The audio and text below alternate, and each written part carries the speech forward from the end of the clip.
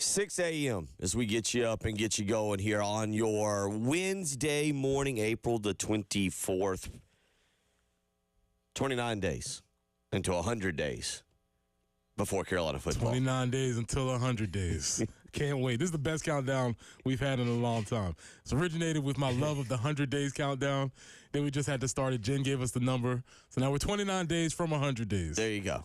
We're keeping you updated. We're counting down to the start of football season by counting down to the 100 days until football season. You can continue to follow that each and every morning, and we'll keep you updated. Stay tuned. Right here. That's fascinating math. There's math teachers out there going, what? I think there's a lot of people going, huh? I don't think it's what. It's what? It is 6 a.m. in the morning, 803-404-6100. Welcome in to another edition of the early game. Is NBA playoffs last night, NHL playoffs last night. It all took a back seat. I was actually coaching basketball. I didn't get in until close to 9:30, 9:45-ish. So I will admit, I am going to be like many of y'all this morning and learn what Preston Thorne and Tyler Head were talking about in a group text that involved Trick Williams, former USC standout or former USC wide receiver Matrick Belton, going for the NXT championship. That's the best. That's the most knowledge I have right there of whatever may have occurred last night. You got to say it with me, Bill. Whoop that trick. Whoop that trick. Daddy gets one out of me. Whoop that trick. Whoop that trick. He did it. He did it. We'll come back. We'll have a full little segment on it. Okay. But I will say this, Bill. I watched my first wrestling match I would approximate maybe 20 years. Okay. I watched it from bell to bell. Wrestling's changed a lot. It is no longer what we were accustomed to, is it? It's changed a lot. Oh. I watched my first match from bell to bell. It was an interesting experience. Okay. Preston will give us a full breakdown. Matrick Belton, now known as Trick Williams. And is he a heel? Is that what I understand? No, I think he's a babyface. Okay. I think he's a babyface. I think he's a babyface at this stage in his career. Everybody seems to be involved with it. It had all the things you need out of a wrestling match. Two friends were fighting for the belt, and it was a lot going on. Okay, all right. It's a lot going on. Well, we'll get Trick Williams. I'm sorry, not Trick Belton. Yeah, Trick Williams has made it. Former Gamecock wide receiver is making it in the is WWE. It's just the NXT portion of it. Yes. Okay. Again, I'm going to continue to ask questions because I have questions. I'm not sure I'm up to speed on all this. We'll get into that a little bit. NBA playoffs last night.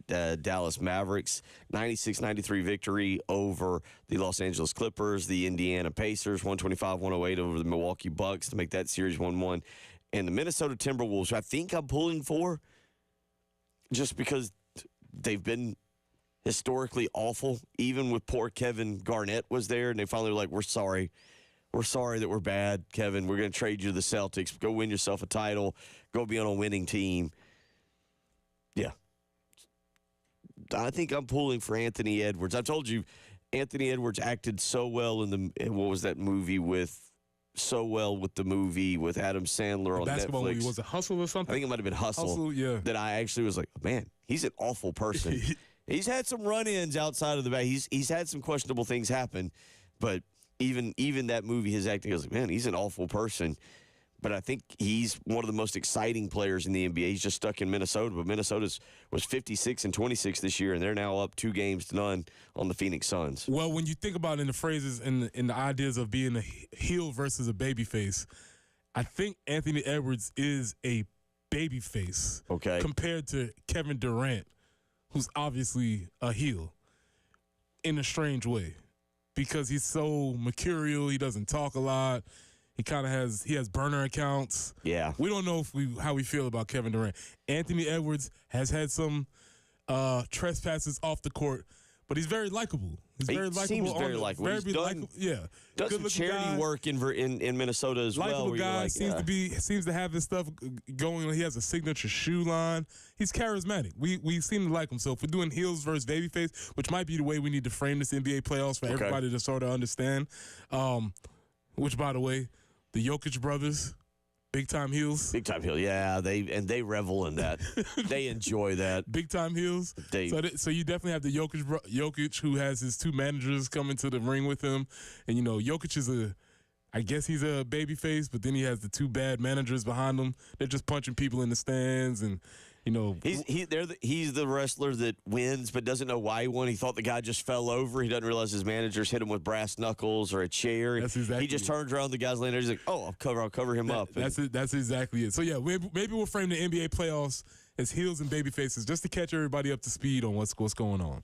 So we'll get into that. NHL also last night, as that gets really up and going. We'll be more invested in a little bit tonight, as there'll be a couple matches, a couple games on ESPN, and then Thursday, tomorrow night, you get the Hurricanes and the Islanders in Game 3 of that one up in New Jersey, I believe, is where New York actually plays, but Carolina and New York tomorrow night. So you got those going on. Shane Beamer talking last night at the Welcome Home Tour. We'll get into that a little bit, have some audio for you from that, the Welcome Home Midlands Tour, and Coach just saying, man, had a couple guys kind of expected to come to me and tell me that they're going to be transferring out. We still don't know who those are, though. They've yet to come forward, and Shane Beamer saying, I'll let them make their own decision, which I feel like is his way of saying, yeah, they may transfer. They may not transfer. I'm not sure. Yeah, that's also his way of saying, don't sweat it. I was racking my brain, and I was trying to think. When we had the transfer portal, I have to go back and try to remember the other guy that transferred. When we had, I believe it was the day that Juice Wells transferred. Somebody else into the transfer portal. And nobody noticed? Nobody remembered or noticed.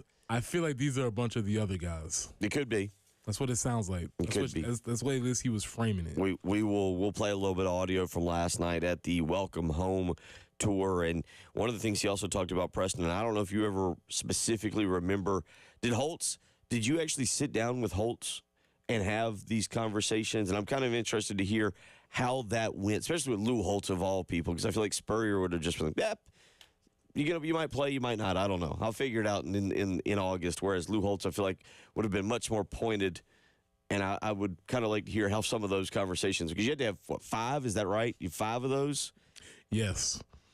And is that about the only time you and Lou ever really talked to each other, aside from his in-home recruiting visit? Aside from high and by. It was about 6 legitimate conversations in 5 years of football. One on his in-home recruiting visit, and then the 5 end-of-the-year exit meetings. Yeah, a lot, just a lot of, hey, coach, all right, and then that was the extent of our, again, very different from these guys calling Shane.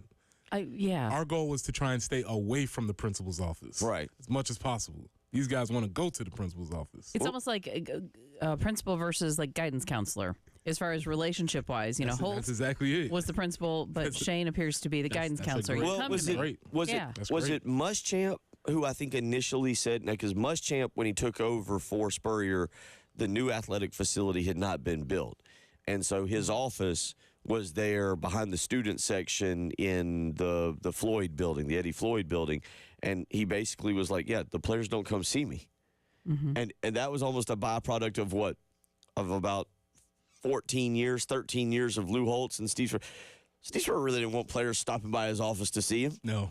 He was perfectly happy, completely secluded over there, away from, at that point, where the weight room was across the stadium and all the stuff. If you think way back before, but Will Muschamp basically designed that whole new athletic facility. And Will Muschamp, I remember one time, was like, yeah, it's like them coming to the principal's office. They don't want to do it. They don't come see me. I've got to be in a more centralized location where they have to pass by me now to go and do something. They want to go eat. They've got to actually come by my office where I can talk to them. Yeah, it was a whole big deal. You had to go over there, and then that elevator ride up to the top, and you're like, "Whew, what is this? What is this going to entail?" So you just was there any spooky music on that elevator? Like no, you just the higher you get closer to cigar smoke, and you just smell the pipe. Like, man, dude, boy, I don't want to do this. Some pictures in the elevator of previously cut players. Instead of honoring those that are playing now, it was guys who had transferred in their other uniform that have been sent away. Yeah, you just see somebody coming down from the elevator. You're like, How'd it go, man? All right. You just one at a time. Everybody just goes on and up. So, yeah, a little different climate. 803-404-6100. That's how you can join us if you want to do so this morning. We'll get into that. But most importantly, Preston's ready to give you a complete breakdown of Trick Williams in the NXT Championship last night. Yes, we are at that point of the year in sports. We've done the spring football thing. No Gamecock baseball midweek games, although reminder coming up on Friday. We'll have it right here on 107.5 The Game, 100.3 The Game in Myrtle Beach. It'll be 6:45 pregame, 7 o'clock first pitch. The Gamecocks will take on Kentucky, and we'll have that here for you right here. You can hear it. That's on Friday, though. But right now, because of exams this week, no midweek games, which for those of you that might be out there going, well, why don't you play Clemson this week? Clemson didn't want to play this week either. South Carolina had midweek exams, and obviously with this series with Arkansas and then on the heels of Arkansas taking on Kentucky, they wanted to rest up a little bit. It was not a week either team could agree on, which included this week. So no midweek game, big series coming up on Friday, Saturday, Sunday against the number 3 ranked Kentucky Wildcats. And again, we'll have it right here, 107.5 The Game, 100.3 The Game, 6:45 pregame starting on Friday night, 7 o'clock first pitch. All right, it'll be an official wrestling segment when we come back. Preston watched a wrestling match for the first time, he said, in 20 years, bell to bell. Some differences than when you last watched wrestling. I'm interested in those. And Trick Williams, former Gamecock wide receiver, Matrix Belton, collects himself a belt. We'll tell you all about that. You're listening to Bill Gunner, Preston Thorne, she's Jen Jensen. It's the early game.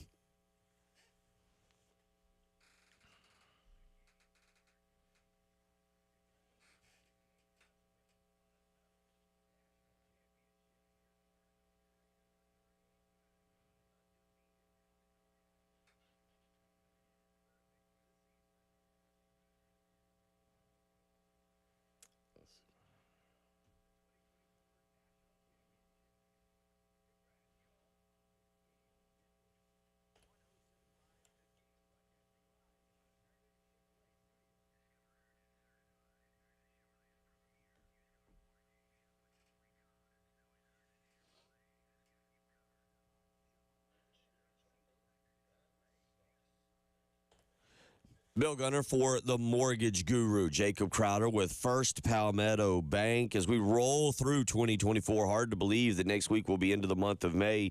But as we roll through, you might be thinking about building a new home here later in the year. You found that perfect piece of property and you're ready to put a new home on it. Maybe you found your dream home, your forever home, and now you got to find the right interest rate or the right paperwork to make sure you get the best mortgage rate possible. Well, that means calling the mortgage guru, Jacob Crowder with First Palmetto Bank, 803-719-1005. I used Jacob Crowder just a few years ago, and I can tell you the process was easy. It was smooth. It's everything you would expect when you go through the mortgage guru to purchase a home. And right now, First Palmetto Bank, locally owned and operated. That means Jacob has local decision makers for quick and precise underwriting. Call the mortgage guru today and see what deal he can put you in. 803-719-1005. Call him today. Tell him Bill Gunner sent you.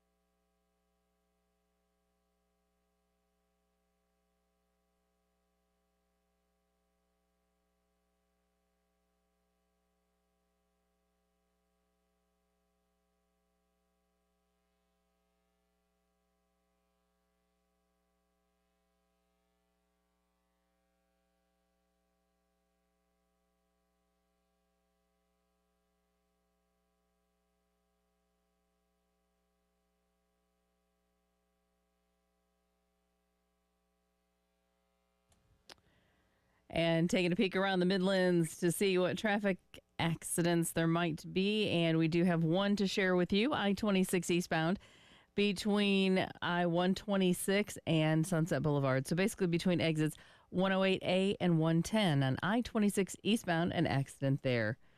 Could see a pop-up shower today. Definitely not a washout by any means. A few clouds, 80 for the high today and tomorrow. Sunny skies tomorrow. Hit 78 on Friday before we get into the low 80s for the weekend. And it actually bumps up a little bit, mid-upper 80s to start the work week. But right now, it's just a little bit of a breeze. It's a little warmer than yesterday. 54 on the early game.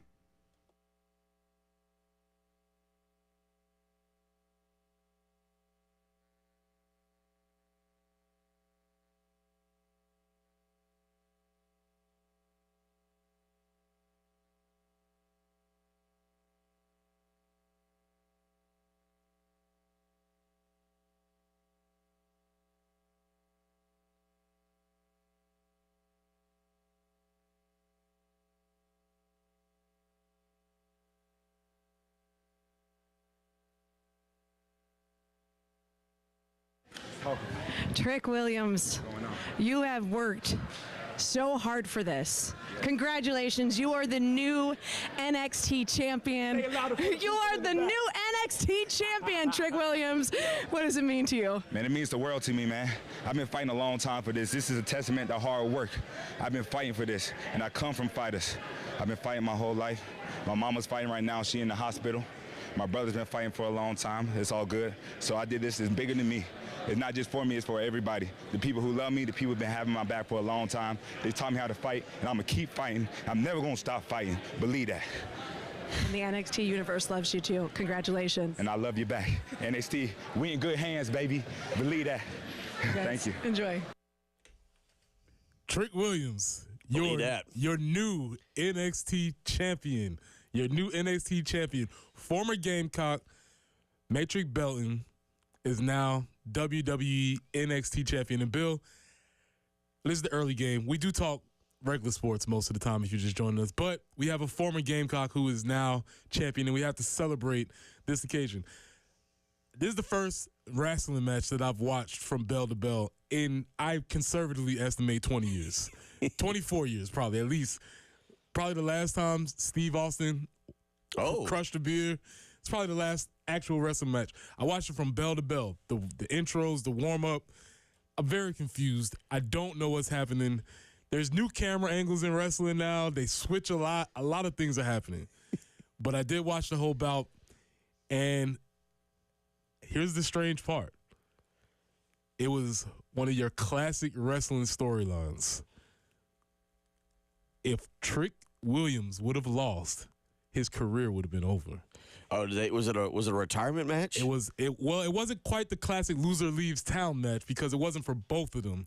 But he was going against the Red Dragon, and if Red Dragon was the champion, and if Trick Williams would have lost, his NXT career was done. So the stakes were very high. Now, here I am, a grown man watching this. I'm like, I don't think they're gonna make his career be over. But a couple times, Bill, he was down on his back, and they would count 1, 2, and he kicked out at the last time. Barely got out. I was like, Trick, let's go. He pulled it out in the very end at the end of a 12-minute bout. Great. Ooh, 12 minutes. 12 minutes. Well, that's the other thing. I guess now that I'm a grown-up, I know that there's time limits and hard network outs. So I'm like, they're going to have to finish this match here pretty soon. So yeah, that's no fun. That's another part about learning about wrestling. You're like, wait a minute. You start looking at your watch. You're like, yeah, Law and Order's up next. 10 o'clock. They got to wrap this up. And was it live? It was live. It was live. So so you could and another. I guess it's not weird, but really cool thing they're doing in wrestling. I think they should probably implement more in other sports.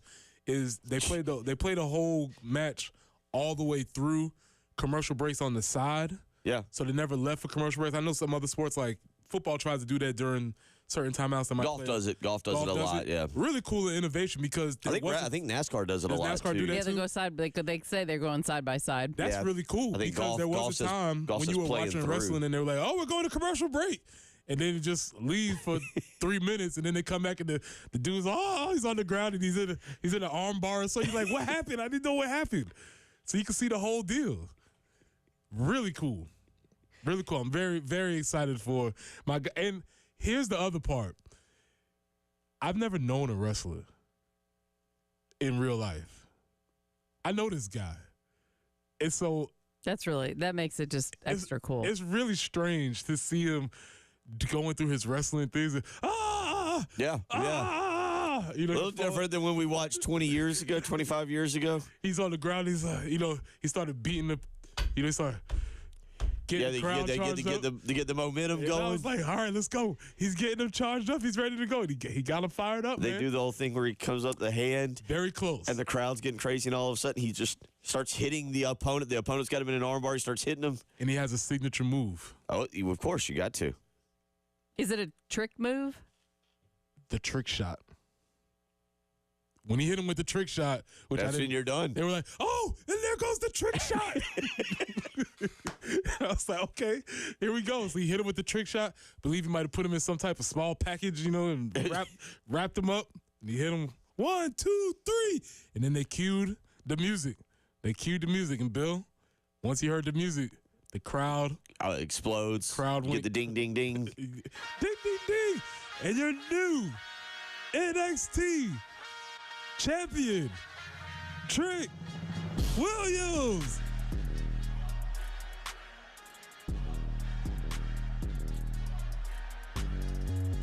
Triumphant moment.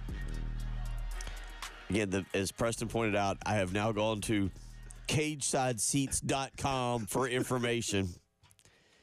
Guess if you want more Trick Williams information, CagesideSeats.com. It says the match was only made on account of Trick accepting a special stipulation. Yes. If he loses, he has to leave NXT forever. Whoa. Dragunov, is that technically the guy's name? I was trying to stay away from it. It's a pretty tough one. They call him the Red Dragon. But I believe they have some type of friendship. So before the match, they shook hands, hugged each other, did some weird wrestling thing to let them know, like, we love each other, but we have to fight. The other guy, meanwhile, already declared himself eligible for the upcoming WWE draft. I don't know what that means. I don't know if Tyler Head is awake at this point in the morning. We need your help, sir. All right, I want to go back. So what is the trick shot? Some type of flying knee kick. Some type of flying knee kick. Which brings me to my question. 803-404-6100. 803-404-6100. Your favorite wrestling put-away move. What was your favorite wrestling put-away? The one that maybe you'd go to on the old Sega Genesis or the Nintendo, that again you'd have to hit A, B, A, B, A, B real quick, and that would like ruin your opponent? Yeah, the Red Dragon tried to hit a move. It was called Coast to Coast, where he jumped from one turnbuckle to the other turnbuckle where Trick, I'm keep going to call him Matt, where Trick was laying down. Very inefficient move because he just landed with his feet on him, and they're like, "Oh God, he hit him with the coast to coast."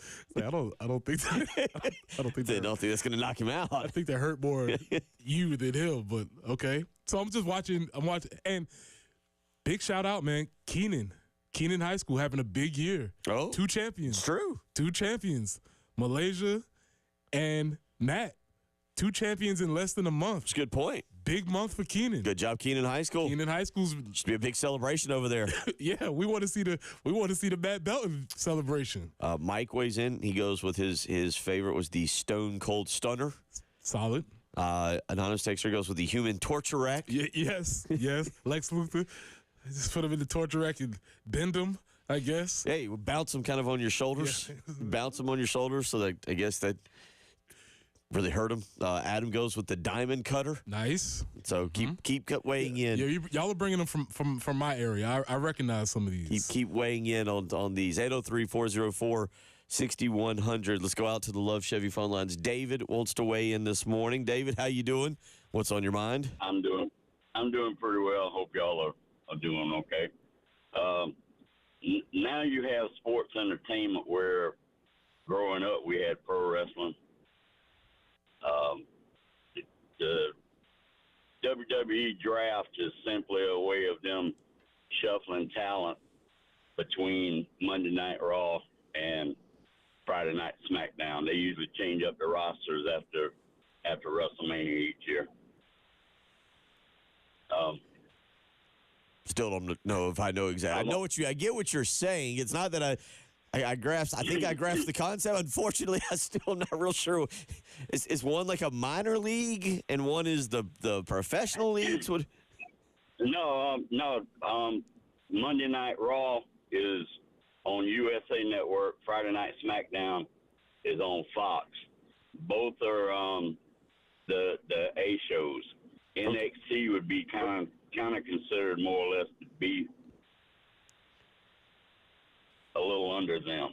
Yeah, They do the whole podium thing with the general managers of each show making their selections. Also, I'm glad to hear y'all bring in a little pro wrestling.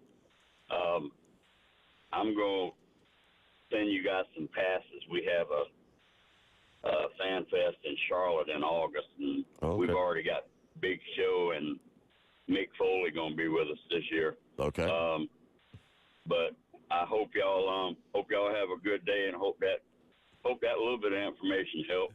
And it very puts me on the right track. Well, the way that made me think of it, appreciate the call, appreciate you having interest. We're definitely going to have to forward you to our wrestling department, which is i.e. Tyler Head. We're going to have to forward you to him. Big thing that I just picked up, the NXT, I guess we can think about it as like the G5, right? So it's like the group of five of wrestling, right? So we have our power, we have our power five, and then we have our group of five. So I guess maybe Matt is the group of five champion now. Sounds like because I get a text in here from another texter who says, please add a regular wrestling segment. We check this out. We got a whole summer in front of us. May have to talk to Tyler Head about We got Braves baseball and wrestling. Why not? And discussing Lenore Sellers winning the Heisman. That's the three things we've got really over the next few months. But before we leave, Matt, seriously, congratulations to Matt and his family. He comes from an amazing family. Hassan and his parents, they are awesome, and just it's really, really cool to see a young person chase their dreams and actually succeed. It's really, really cool, because when he told me he was going to be a wrestler, I was like, all right. We'll get into that. We'll go a little bit further. A lot of y'all are weighing in. I want to read a lot of these to Preston, go down memory lane, some really good ones. We'll get to some of these. You're listening to Preston Thorne, Bill Gunner, she's Jen Jensen. It's the wrestling edition of the early game.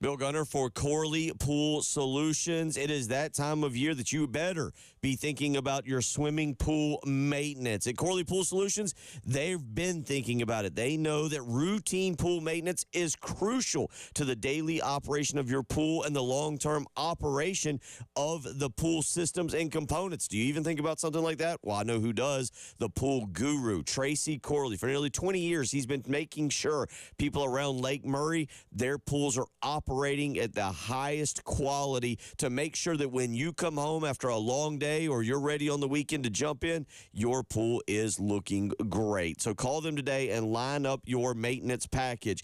803-445-8109. Corley Pool Solutions has flat rate pricing, including all of the chemicals. You know exactly what you are paying for. 803-445-8109. Call Corley Pool Solutions today. Tell them Bill Gunner sent you.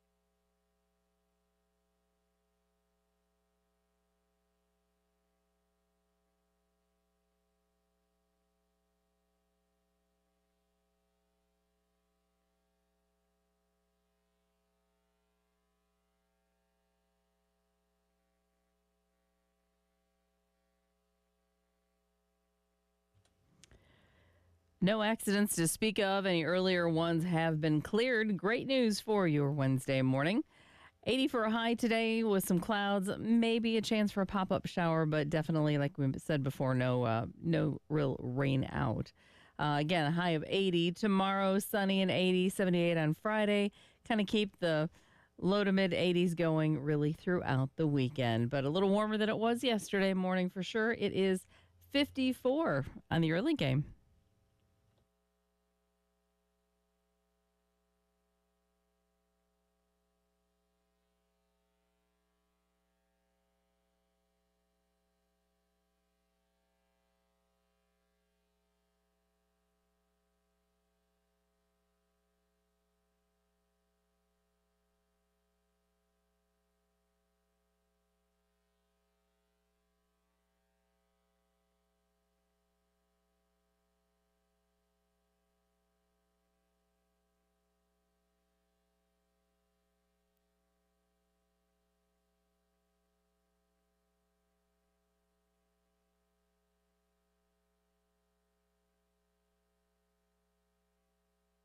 NXT Universe is rising. Champion looking at the challenger. Who will strike first? Trick shot! Trick shot! Trick shot! Booker! William Slade! The Mad Dragon! Here is your winner! The new NXT Champion!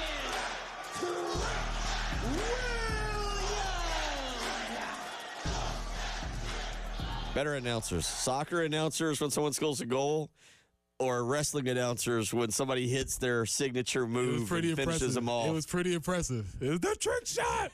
Yeah, we got 3 trick shots in case.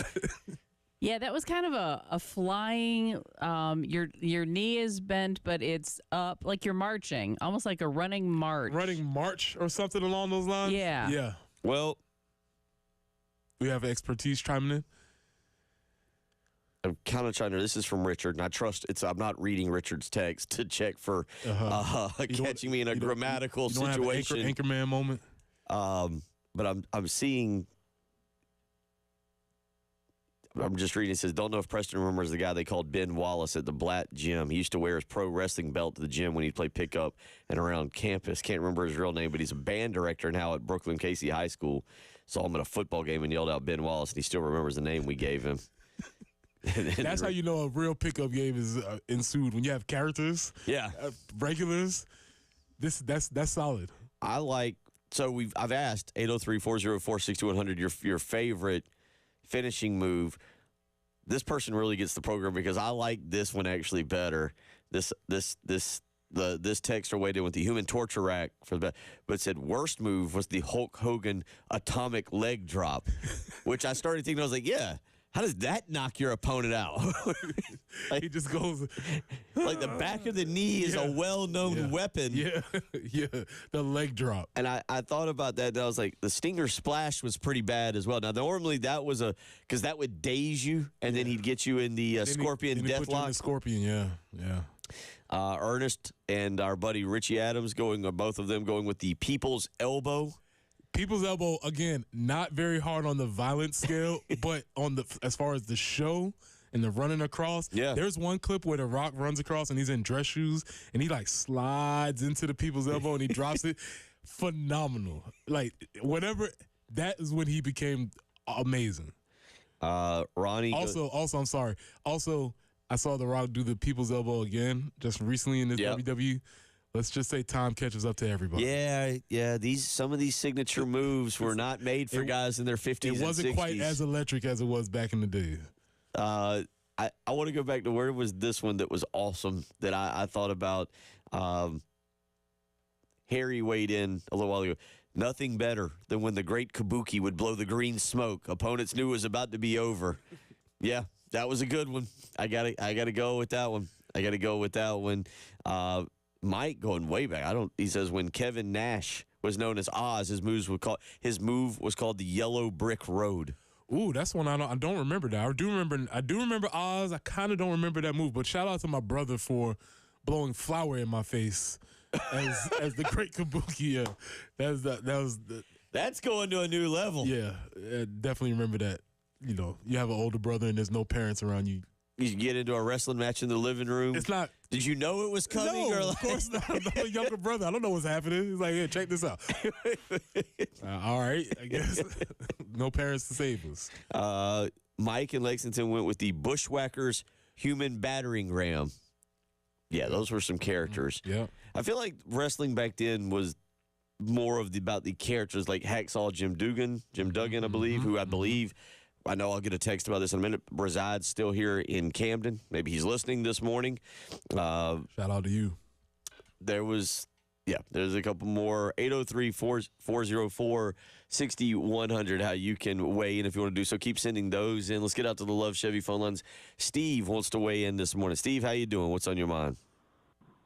Hi, how y'all doing? Good. I'm real old school, so two of my favorite is the sleeper and the figure four, and that was I think his name was Johnny Weaver. He was famous for the sleeper, and Paul Jones was favorite, and the Briscoe brothers for the figure four. That's way back in the day. I come out way back in the early '80s, late '70s. That's when I was watching wrestling when it was really, really good. I appreciate that. Yeah, the figure. Now, is it pretty much universal that everybody at some point has tried to figure, especially if you're an older sibling like I was? Yeah. You tried the figure four. I was a younger sibling. Yeah. And if you're a younger sibling, you have had the figure four. Yes. Done to you against your will. Yeah, because and especially with my brother and I, we were in a strange situation where I'm bigger than my brother, a lot bigger than my brother. Oh, okay. But he's a lot older than me, so he was stronger than me, but I was bigger than him. So he would just beat me up, and I'd be like, man, I'm bigger than this guy. Why can't I beat him up? But I was a lot younger than him, so it was a tough situation in Thorne household. You needed the trick shot. If I would have had the trick shot back then, I might have been all right. Mm-hmm. Might have been okay. You needed your own finishing move. You didn't go with a belly off of the couch. That could work. Get him down and just go belly off. Because what was it? Didn't Ricky Steamboat have a move? Was it Ricky Steamboat that had a move off of the top rope? Jen, you grew up in a house full. You didn't have a brother. You don't have a brother. No, but girls can be violent as well. It still is ingrained in my head. Parents left and granted, I was a lot younger than my sisters. One's 13 years older, one's 8 years older. See, that's the same. We're in the same category. Okay, so you'd watch them fight and cower in the corner, but literally I can remember Jane taking Julie's head, pulling her hair, and like putting her head into the organ. Mm-hmm. Oh. You know, some things like different wrestling moves. off the field. You know. Oh no! They're throwing him into the organ. Right. You hear the organ bang. Yeah. Too bad we didn't have it on. It could have at least been musical. You know, that would have been fun too. 803. Y'all keep them coming. The Preston Pulverizer. I love it. Some of these I have no clue because I've got two of y'all that have come in, David and John, saying Manny Fernandez, the flying burrito. That feels like it's new. That feels newer. The flying burrito. John goes with the flying burrito by the Raging Bull. Ernest goes with another good one, the Boston Crab. Oh yeah, yes. I've been in the Boston Crab before. Several of y'all have gone with Sweet Chin Music. Yep, Shawn Michaels. 803-404-6100. Mark goes with great finishing move. Was Jake the Snake putting the python on you? Oh no, it's Lucifer. Was that the name of the snake? Mm-hmm. Yeah, Jake the Snake terrified me when he'd come on. Walk around with that bag. Yeah. That was at an age where if you saw a scary movie with a snake, you're like, oh yeah, that's real. Snakes will get you. 803-404-6100. Keep them coming. We'll get into that. We'll get into a little bit of Shane Beamer as well. We'll actually talk a little football here before I guess so. Before Preston Thorne leaves us this morning. I will replay, just in case you missed it, coming up at about 7:45 this morning, our interview with Lamont Paris. We didn't talk wrestling, but we did talk car washing technique. And our guy, Coach Paris, broke it down. I will replay that interview coming up at 7:45. That was from Monday. We did it at 8:45, so some of y'all may have missed it. It's a really good interview. We have a new term. He got the fancy mac and cheese contract. He got the fancy mac and cheese, so we'll replay that as well coming up at about 7:45 this morning. Preston Thorne, Bill Gunner, she's Jen Jensen. It's the early game.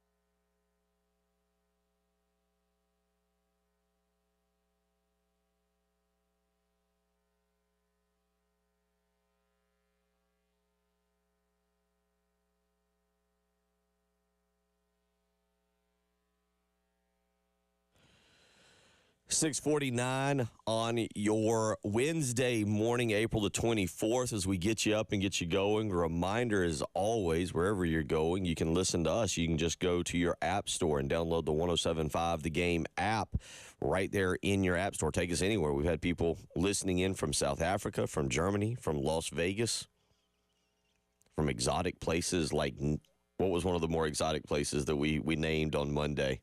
Nice. We had North, Denmark, Norway. We had a lot of places. Yeah. Yeah. So you can go anywhere, wherever our signal doesn't reach, and of course it reaches. Pacolet, Iva.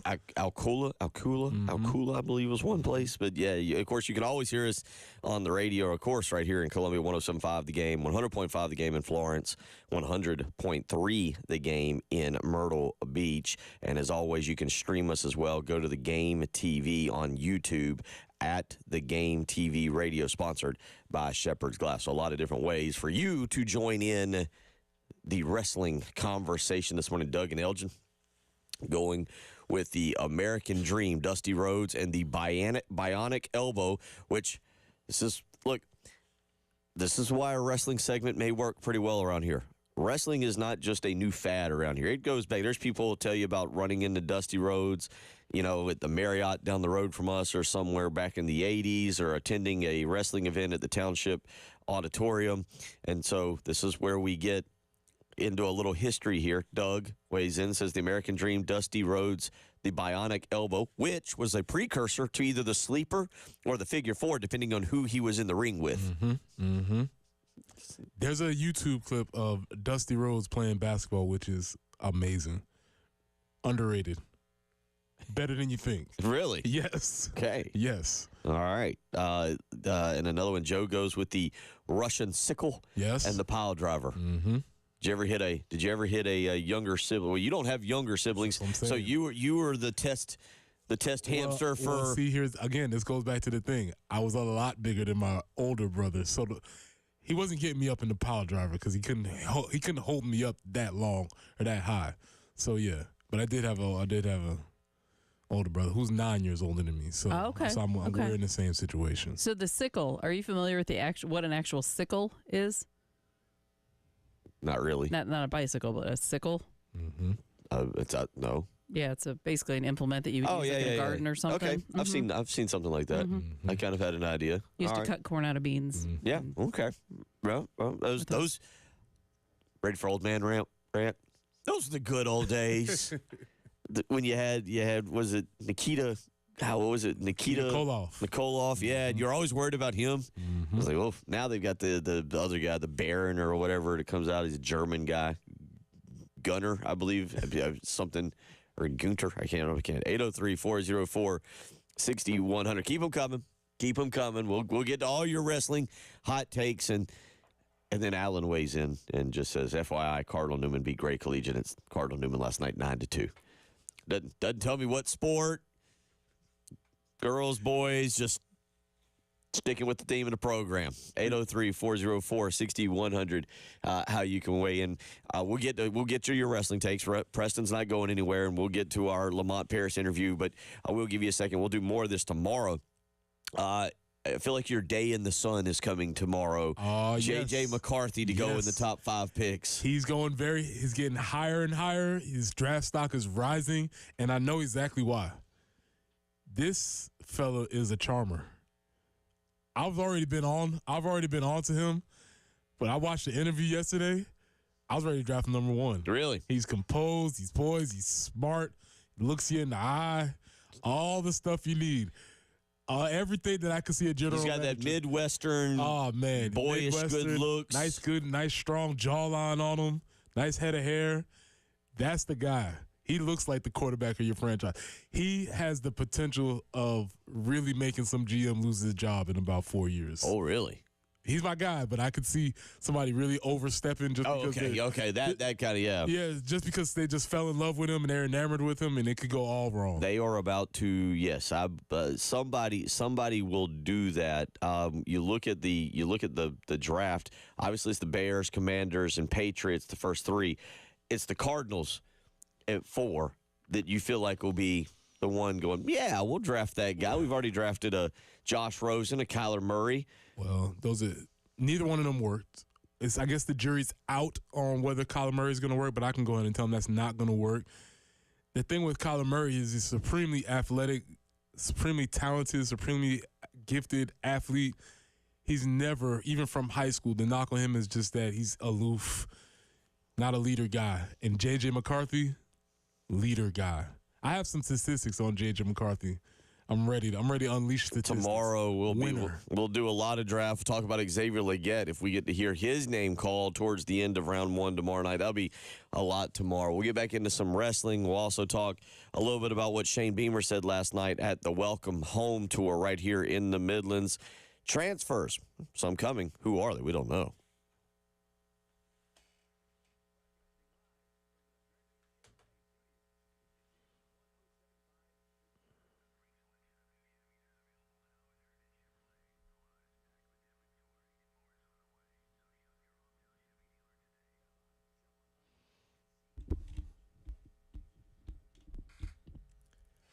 Preston here. Let me tell you about my friends at Absolute Glass, the premier glass company of the Midlands, offering auto, home, and business glass repair.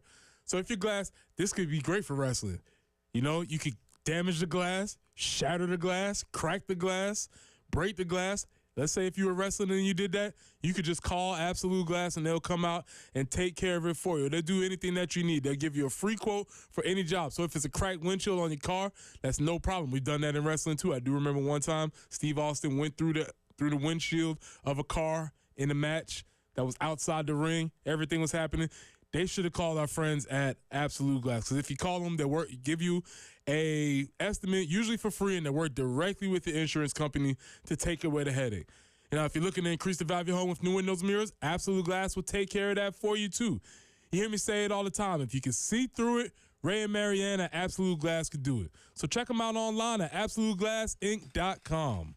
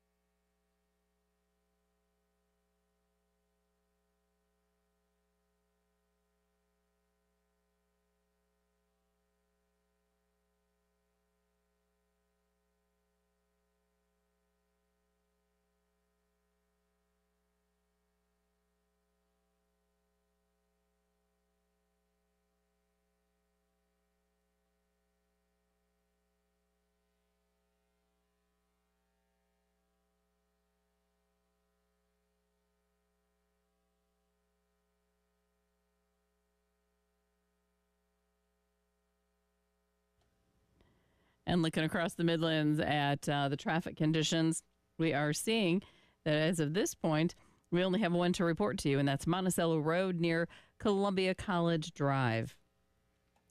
Some clouds today, a high of 80, possibly a pop-up shower here or there, but certainly don't really need to stress too much about that.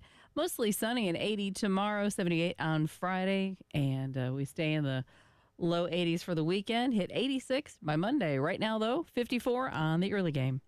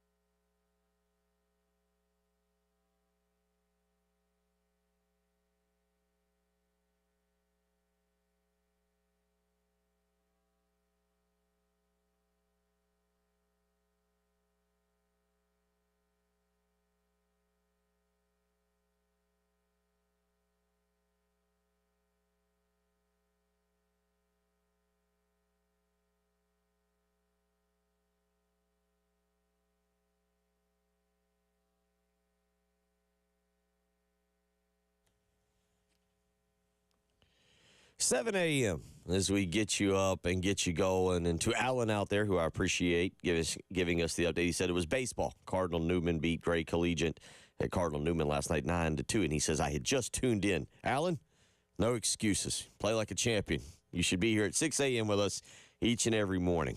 No excuses. I appreciate Alan's a regular on the text line, so I can say that. But, yes, he gave me an update. Told me baseball. Cardinal Newman. Congratulations to the Cardinal Newman baseball team last night, knocking off Gray Collegiate. Big win over at Cardinal. And that's a big win because Gray Collegiate is dominated. So that's a big win for those folks out there. Good for them. 803-404-6100. Another anonymous texter going with J.J. McCarthy. Looks like Tarzan, plays like Jane. Oh, going against you there. Come on, man.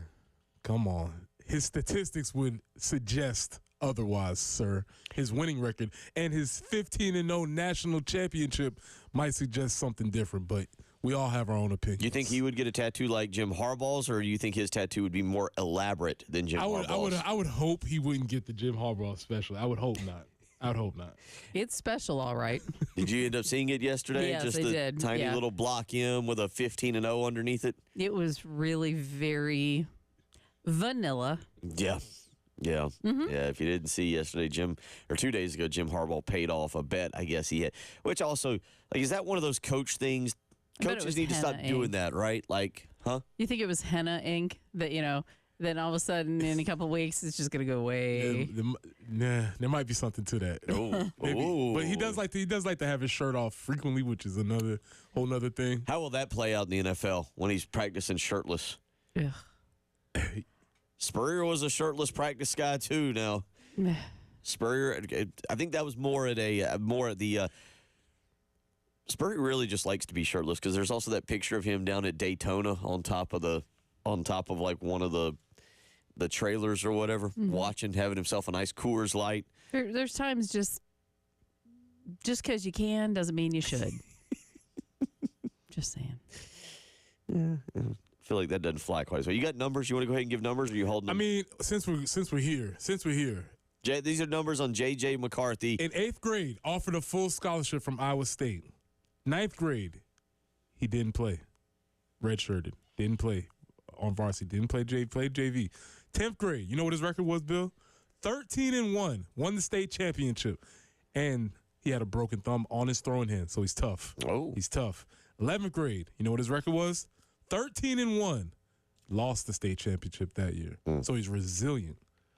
But he lost the state championship his 10th and 11th grade year. No. He won it. He won it in 10th grade. 11th grade, he lost it. 12th grade, 8-0, shortened season. Won the national championship down at IMG.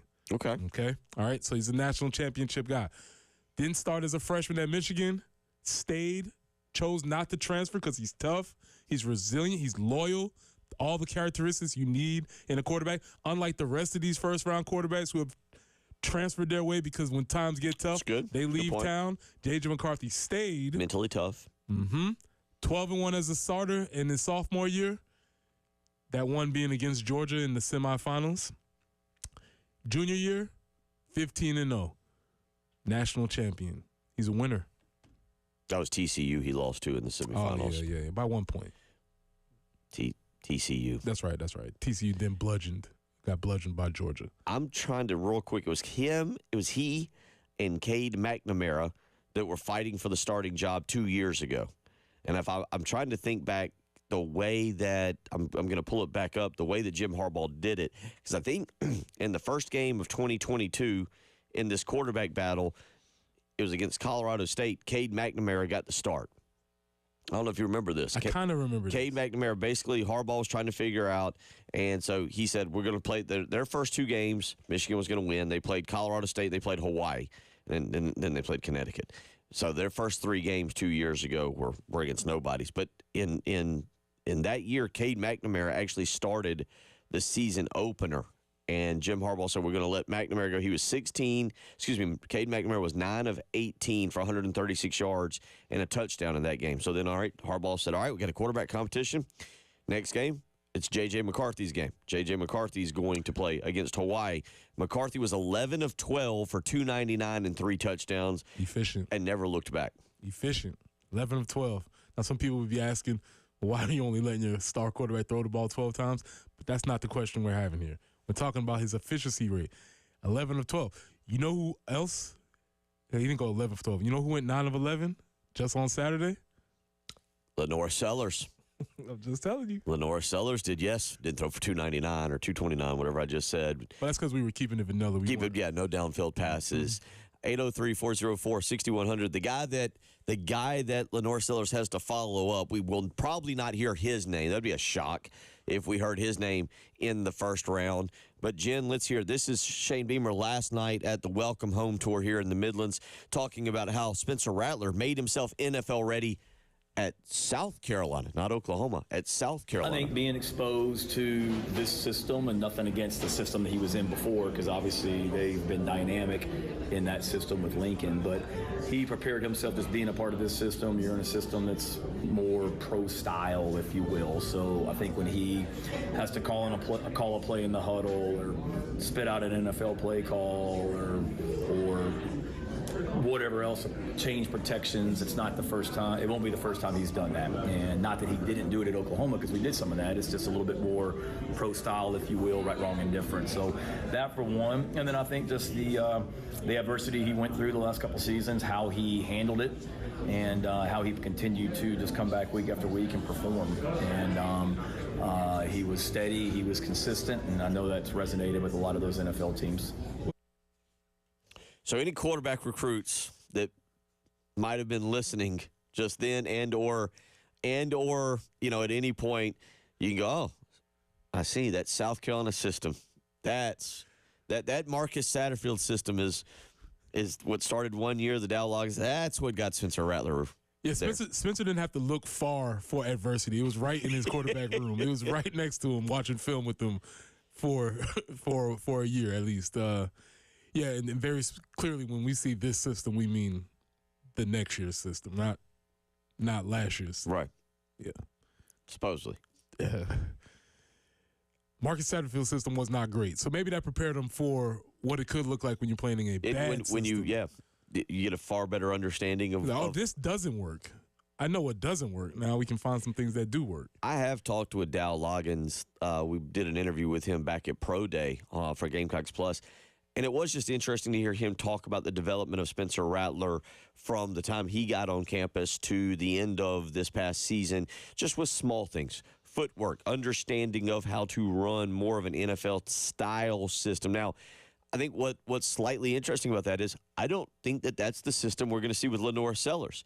It's going to be more of the collegiate zone read running of the quarterback system that it feels like everybody runs. One of the guys that you compared Lenore's to, a Lamar Jackson type. I think that system is going to be tweaked to fit the skill set of the new quarterback South Carolina is going to have. Because, again, I still just continue, would have taken well under 4.85 in the 40 for Spencer Rattler if you'd have offered me that prior to the NFL Combine, where I believe was it a 4.9 or a 4.95? It was round up. It was moving up there, and certainly what you're going to see with Lenore, who's much faster and I guess I'd say even more physical. I think that's fair. Yeah, absolutely. Is more of a zone read quarterback running the ball kind of style. Yeah, And here's the really interesting thing about that. The idea of systems being exclusively NFL versus exclusively college, that's changed a lot because when you watch NFL ball, the read option game has migrated its way up there. Yes, there's probably a lot more terminology, but that stuff has infiltrated the NFL game a lot more than it used to. So you're seeing a lot of those plays and play concepts being used in the NFL. So more so, like he says, being able to verbalize the play calling, be able to make whole field reads instead of half field reads. Now we're getting real football handsy here. That's going to be something that Spencer, I'm going to be honest, I see all of these quarterbacks, and I would love to know what my perspective would be if I wasn't here. Because the rest of the country, I think they're really sleeping on the value that somebody's going to get in Spencer Rattler whenever they choose him, whether that's early second or late second, early third. Somebody's going to get a very valuable quarterback, which I think is the route I would go over a lot of these guys that are on the board. To me, and it's not just with Spencer Rattler, it's with J.J. McCarthy as well. Because I think McCarthy's a big kid, 6'3". He's going to be close to 210 pounds. You just rattled off the stats. They're all very efficient. They're all very nice. They look great on paper. But what organization do you go to that allows you to develop? I saw a mock draft, I believe, Monday that had Spencer Rattler going to the Rams. Well, that's perfect. That's perfect. You let Matt Stafford kind of wrap up his career, put him out there with Sean McVay, let him learn under Sean McVay. You're not asking him to step in. He can hold the clipboard. He can go against, and unfortunately doesn't get to go against Aaron Donald. And I say unfortunately because that develops you, too, having to go against a good defensive line.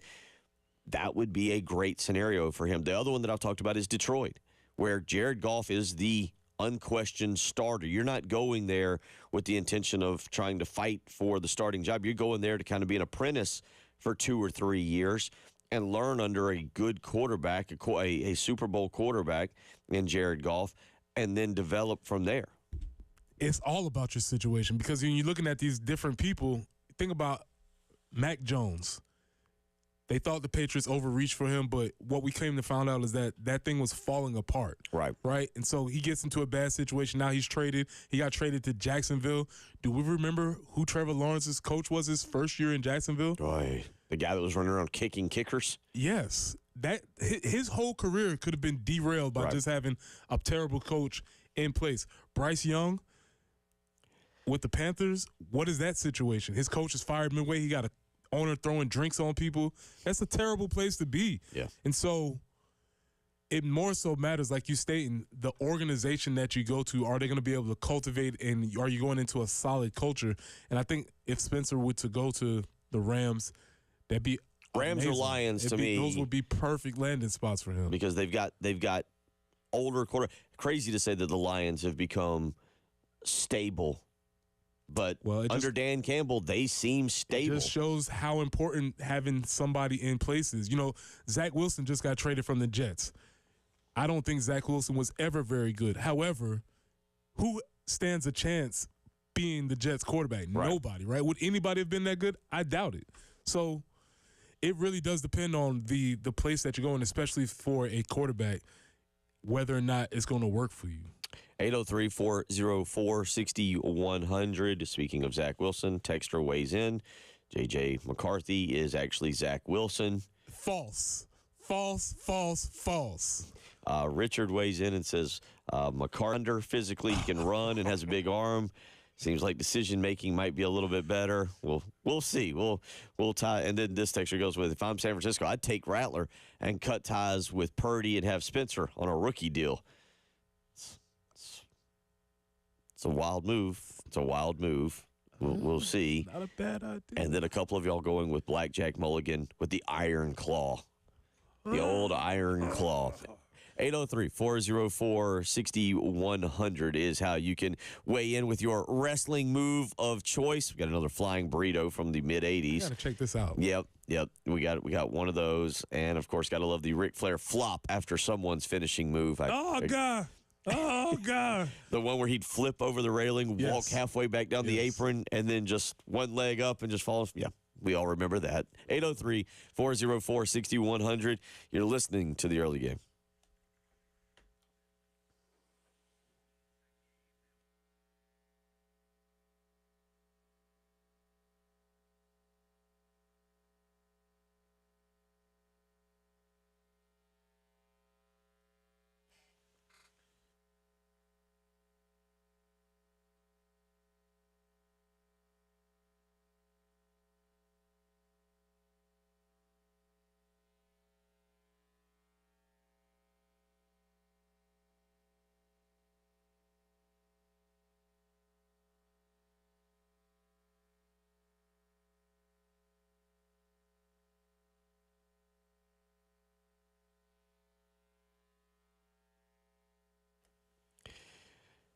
Summer is just around the corner. You know what that means? It means incredibly hot, famously hot, some would call it, summer days here in the Midlands. Is your air conditioner ready to handle that? Well, if not, it's time to call AAA Heating and Air. You can beat the seasons with AAA Heating and Air in South Carolina. And if you need a system upgrade, which you might, it's time to get a free replacement estimate today. Just give AAA Heating and Air a call. Tell them you heard it here on 107.5 The Game with Bill Gunner, 803-677-1500. Again, that's 803-677-1500. Let the AAA Heating and Air expert team ensure your home is always an oasis of comfort, and with guaranteed financing, you do not have to worry about costs. They'll make sure you are taken care of. Call AAA Heating and Air today, 803-677-1500. Tell them you heard it with Bill Gunner on 107.5 The Game.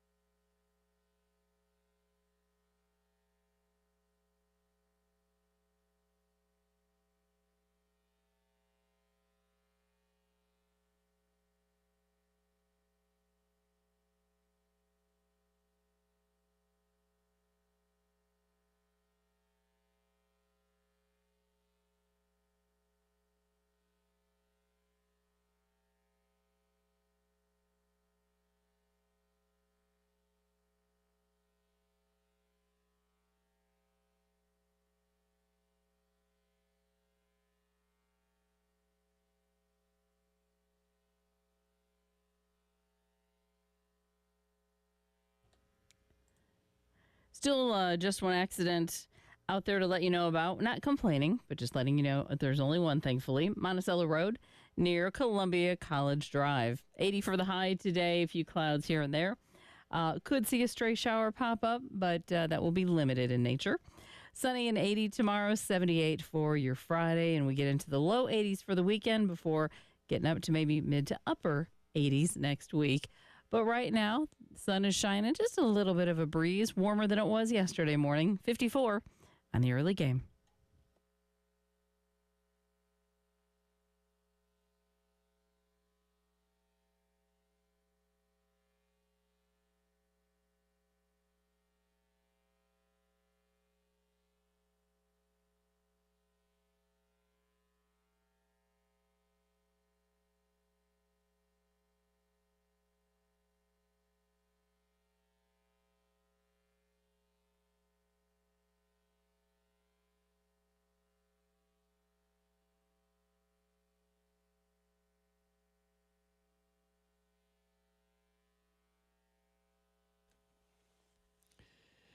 7:20 on your Wednesday morning. Bill Gunner, Preston Thorne, Jen Jensen want to remind you the craft beer card is back.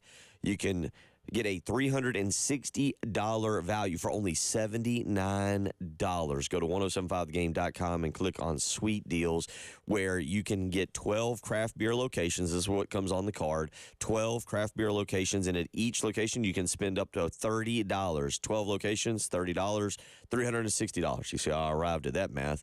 And you can get it for only $79. That's right, $79 for your craft beer card.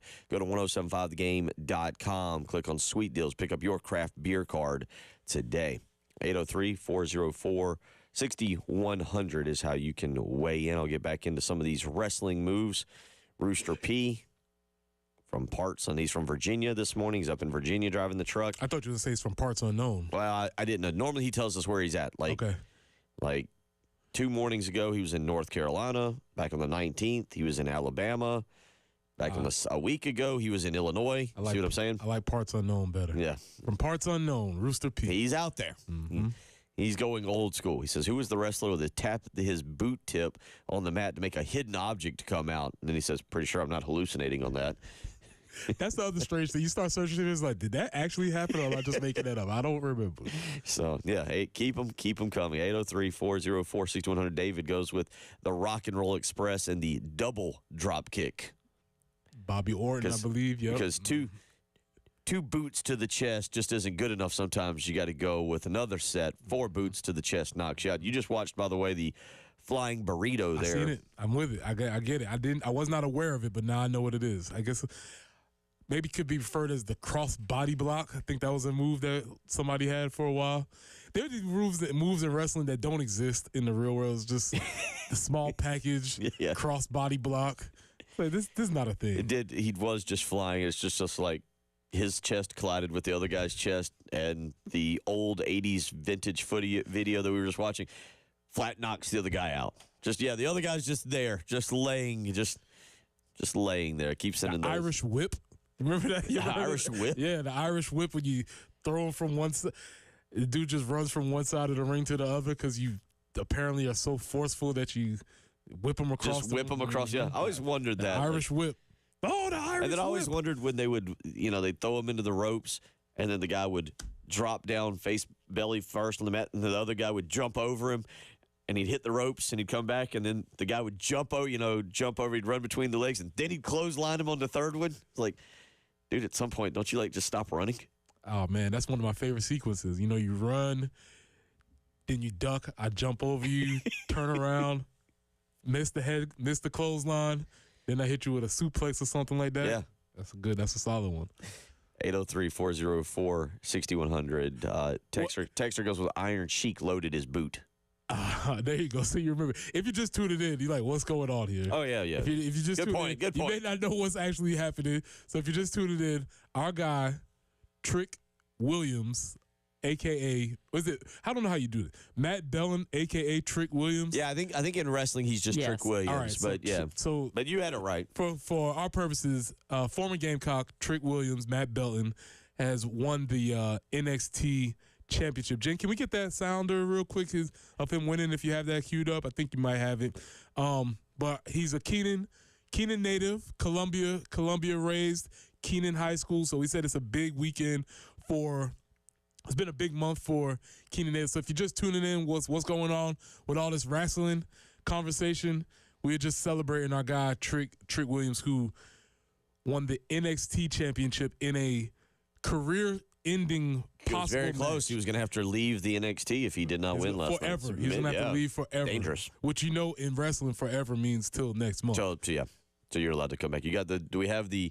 It's all good. We'll come back and play later. Get to it. But that's the conversation that we're having. 803-404-6100 is how you can weigh in. Jen, I'm going to throw you a curve real quick if I can.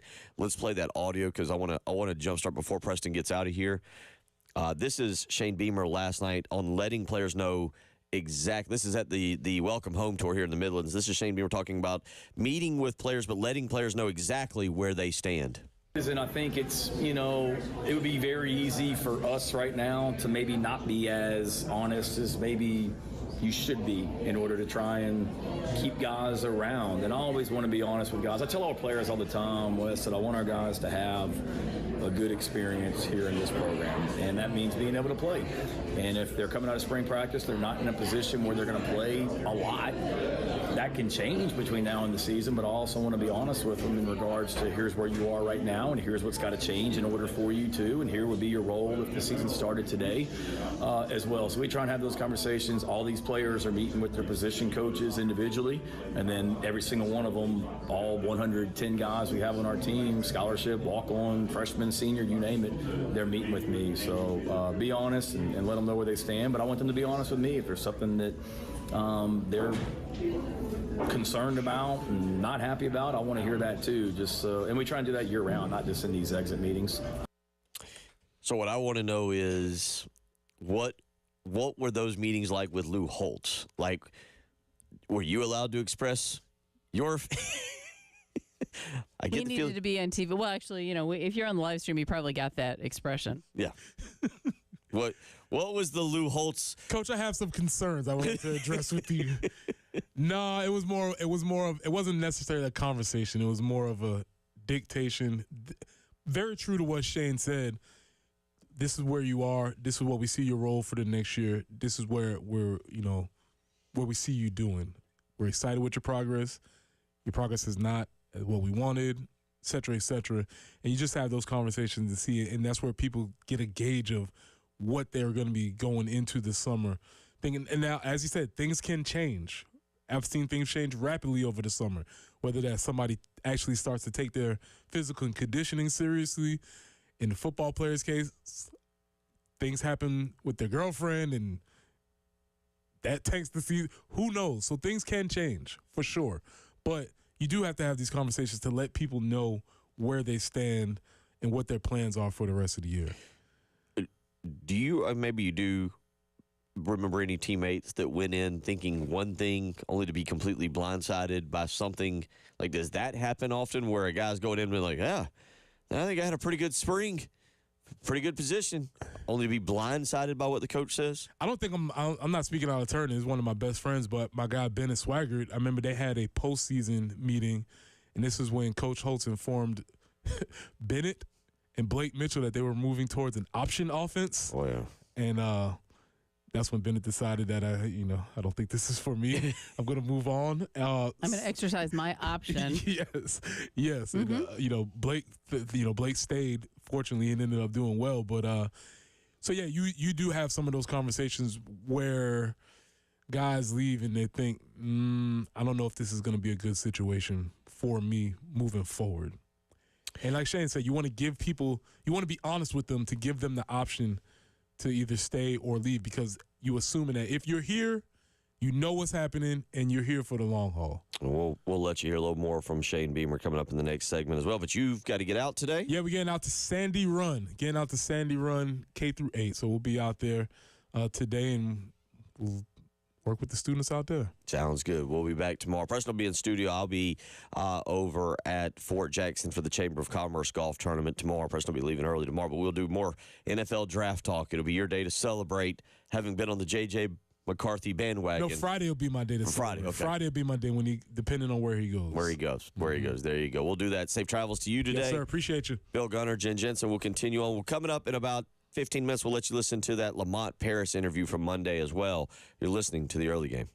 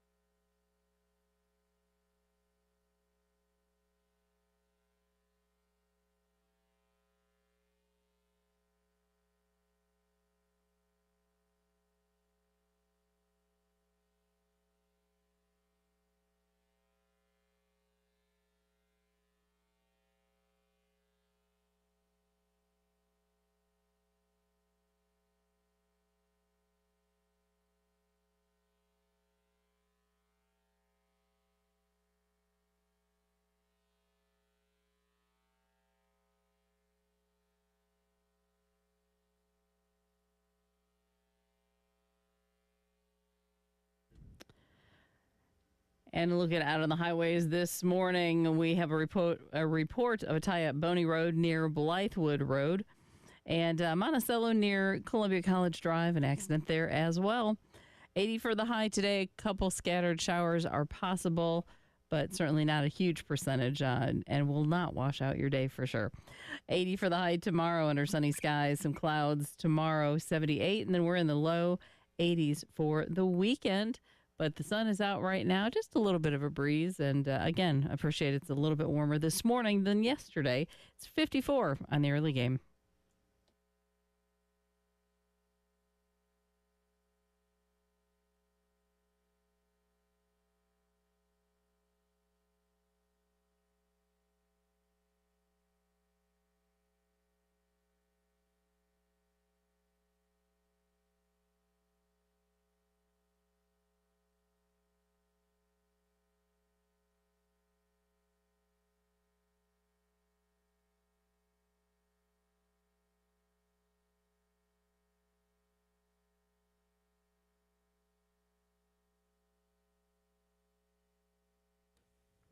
Rolling along. Coming up here in about 10 minutes, I'm going to let you re-listen to our interview with Lamont Paris from Monday. It was late in the program. It was 8:45, so I know some people didn't quite catch it. A really good interview, both talking about the season, the contract extension and raise, also some of the fun things we like to talk with Coach Paris about. Also, we talk about Cam Scott. So if you didn't catch that or you hadn't heard it, I'm going to let you re-listen to that coming up here in about 10 minutes as we wrap up the hour. But talking right now a little football last night over at Seawell. Shane Beamer speaking to the crowd, also spoke to some media reporters. Exit interviews taking place right now for Shane and the staff as they try to figure out what happens with the transfer portal, which are always trying to control and maintain, and roster management. This is Shane Beamer last night talking about expecting a couple of transfers. Yeah, a couple of guys that weren't necessarily surprises, but a couple that I think are going to explore that route. Just the opportunity to play more. I'll let them announce that or put their name in the portal whenever they're ready to. But kind of expect that at the end of the spring. And again, you want guys to have good experiences and good opportunities. And if that means going somewhere where you can play a little bit more. Certainly wish those guys well, and all of them have been honest and positive conversations. So, all right, I mean, not that we didn't expect maybe a few transfers to come out. The question will be is who, at least as I sit here at 7:37 on your Wednesday morning. I do not believe anybody. I'll kind of glance again here to make sure, but I do not see anybody that has entered the transfer portal this morning. So we'll kind of wait to see who some of those names are. But if you kind of read between the lines there with Shane Beamer, you don't feel like it's going to be any guys that are expected to help significantly this year. No guys that are expected to have major key roles for South Carolina. That might change. That could always, these things change. Obviously, exams are taking place. We've seen where sometimes mom, dad, uncle, grandfather, somebody gets a hold of a player, high school coach, and says, hey, might have a better option at this school, at that school. They've already reached out. You'd be naive not to think that some of those things have not happened behind the scenes that we are completely unaware of. But at least if you listen to Shane Beamer there, you do believe that right now no key contributors are expected to transfer. Now, you might lose a guy or two that you were hoping would be a developmental prospect and maybe a year or two away and step into an important role. But at least as we sit here listening to Shane Beamer talk about that, it does not sound like South Carolina is set to lose any major players. Again, we'll continue. I'll kind of continue to monitor both Gamecock Central and thebigspur.com as well as Twitter over the next hour just to see if anybody's name does indeed pop up in the transfer portal and we get to break some news, I reckon. But coming up next, going to let you listen to Lamont Paris. Really fun interview. I always enjoy talking to Coach Paris, and obviously last week was a lot of fun for him, both playing in the Monday at the Masters and also being a part of the RBC Heritage down in Hilton Head, and of course picking up a massive commitment from Cam Scott as well as the transfer portal from Jordan Butler. When we come back, we'll go right into it. This will be the interview from Monday morning. It came at about 8:45, so if you didn't catch it, opportunity to listen here and listen to what Coach Parrish had to say. Really fun interview. That will be next when we return. You're listening to Bill Gunner, Jen Jensen. It's the early game.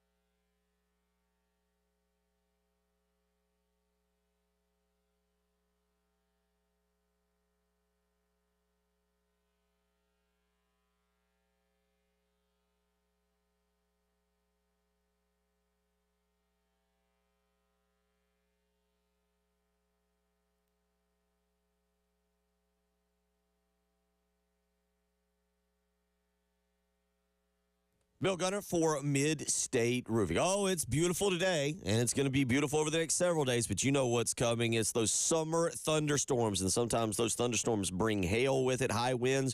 Is your roof ready to handle these summer thunderstorms here in the state of South Carolina? Whether you're in Myrtle Beach, whether you're in Florence, or you're right here in Columbia, Mid-State Roofing is ready to make sure that roof is ready to handle it all. They've been the leader for nearly 30 years in the roofing and waterproofing industry, and that will continue to be the same with the way they treat their customers and with the proper advice, service, and results that they give to their customers. Call Mid-State Roofing today. If you've got a leak, let Mid-State Roofing take a peek. 803-356-1919. Again, that's 803-356-1919. 24 hours a day, 7 days a week. They've got somebody that's ready to speak with you and get you into a maintenance contract. So if you've got a leak, let Mid-State Roofing take a peek.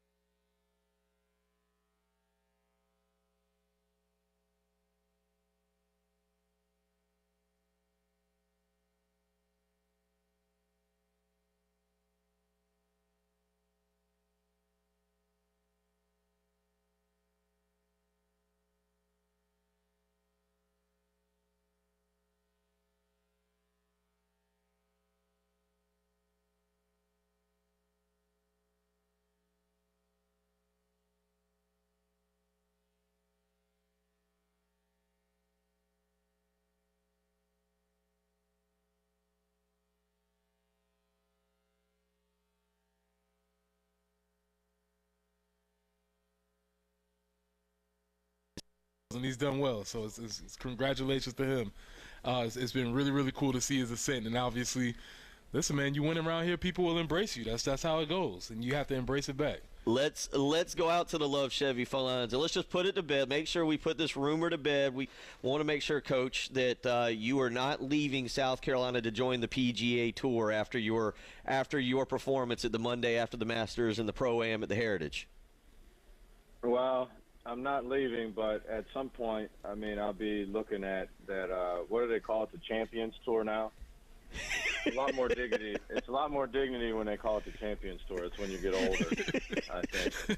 So I got some time before I can get ready for that one. But I think the regular full-blown PGA Tours, I think I'm past my time for that one. Real quick, let's just now. Shane Beamer, I think, said you pulled about the ultimate power move last week. That you and he were down. I believe he said that maybe it been Monday at the Masters is what he might have been referring to.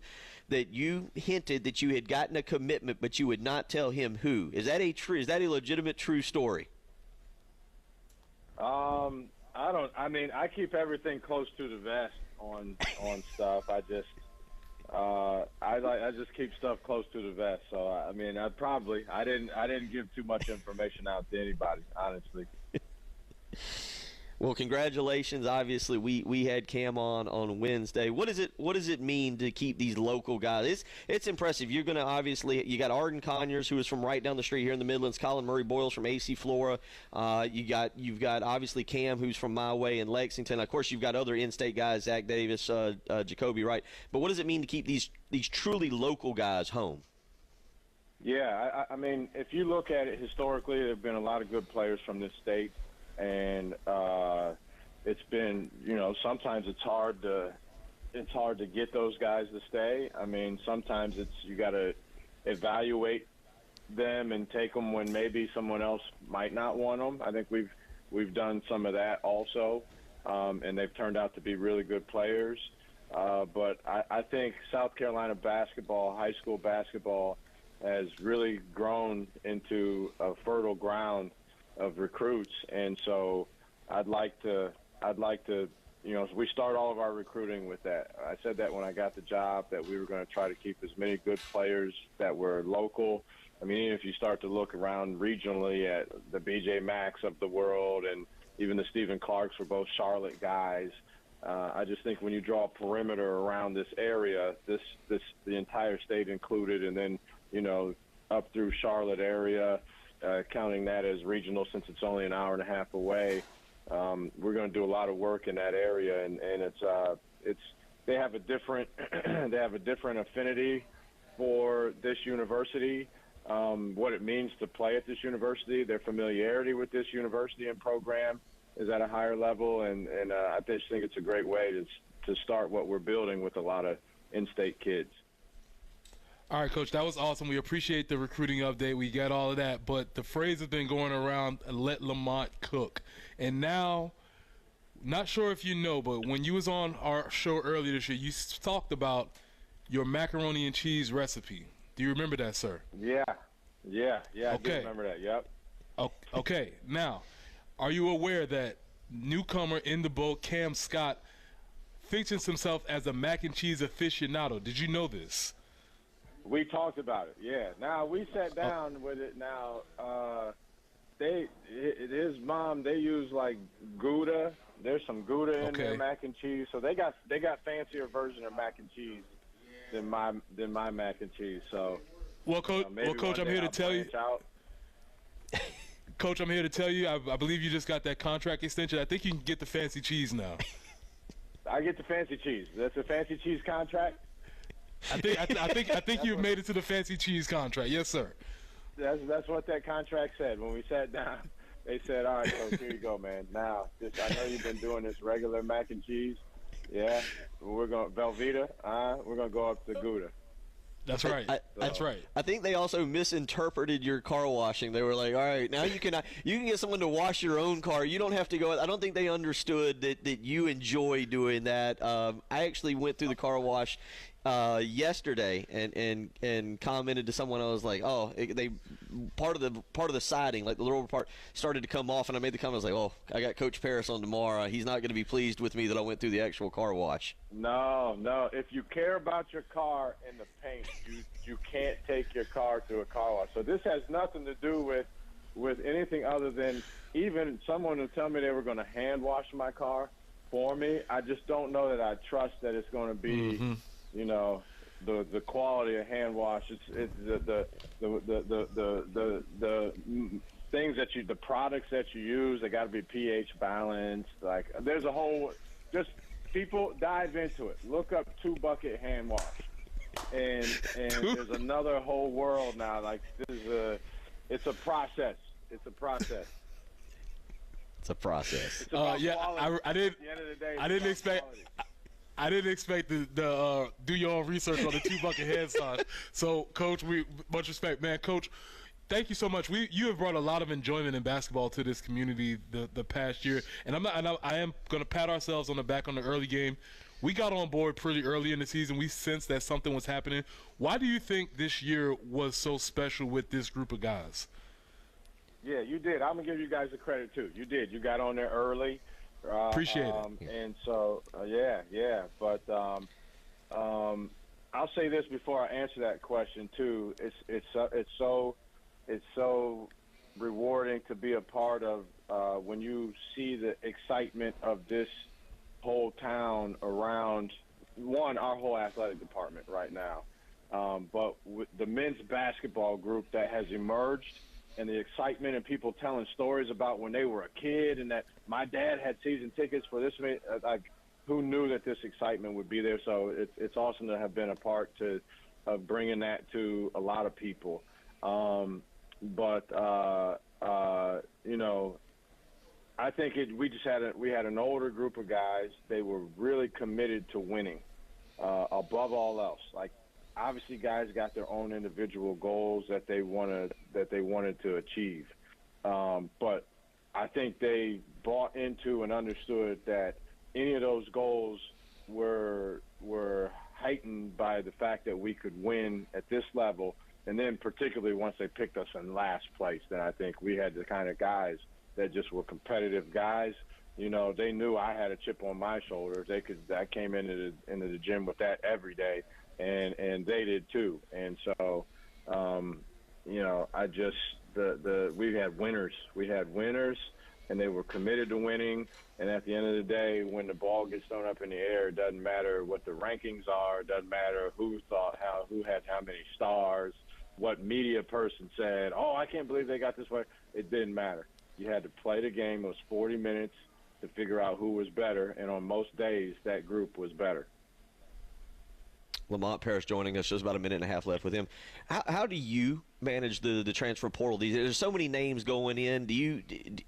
What is that like, trying to look and filter through the names to find a fit for your program? People have no idea. You cannot even try to guess how much time you have to spend and the number of calls and texts and the number of people that you have to call. And you're involved with a kid, then you're not involved with a kid, and then you are back involved with another kid, and then there's another kid that just came into the portal. Guys go in at 11 o'clock at night. I'm getting text messages from my assistant coaches. Hey, he went in at 11:30. It's unbelievable. It's just constant. It's constant. But you got to do your due diligence, because the number one thing is to try to find guys that fit you. It's not just about, oh, this guy was good, he scored this many points at this school. It's got to be fit. It's got to be fit. And so we spend a lot of time just trying to do that. And it's a lot of phone calls. I mean, and then multiply that by 10, and that's how many phone calls it is. I got to imagine that the numbers are staggering. I mean, you're seeing it in football as well, and what's going on. Before we let you out, your experience there, I understand it was just a great time, both at Monday at the Masters, also at the Heritage this weekend, just wearing the Gamecock stuff and having a chance to interact. Talk a little bit about that for just about a minute. Yeah, it was awesome. I'm telling you, it was a pro-am, and clearly I represented the am of the pro-am.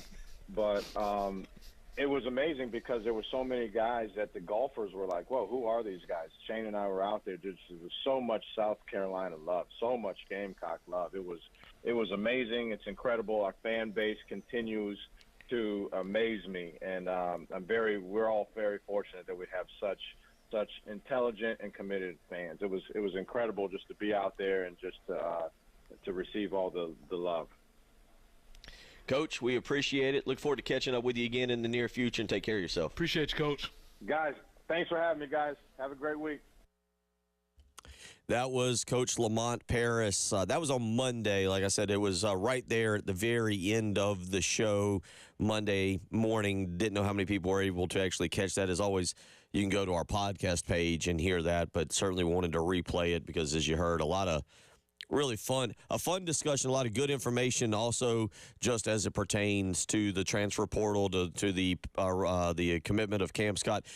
They have now officially announced, we were not allowed to mention it on Monday, but they've officially announced the signing of Jordan Butler. We were not allowed to talk about that on Monday with him because of he had not signed. We'll talk more about it. No, Hour 3 on the way.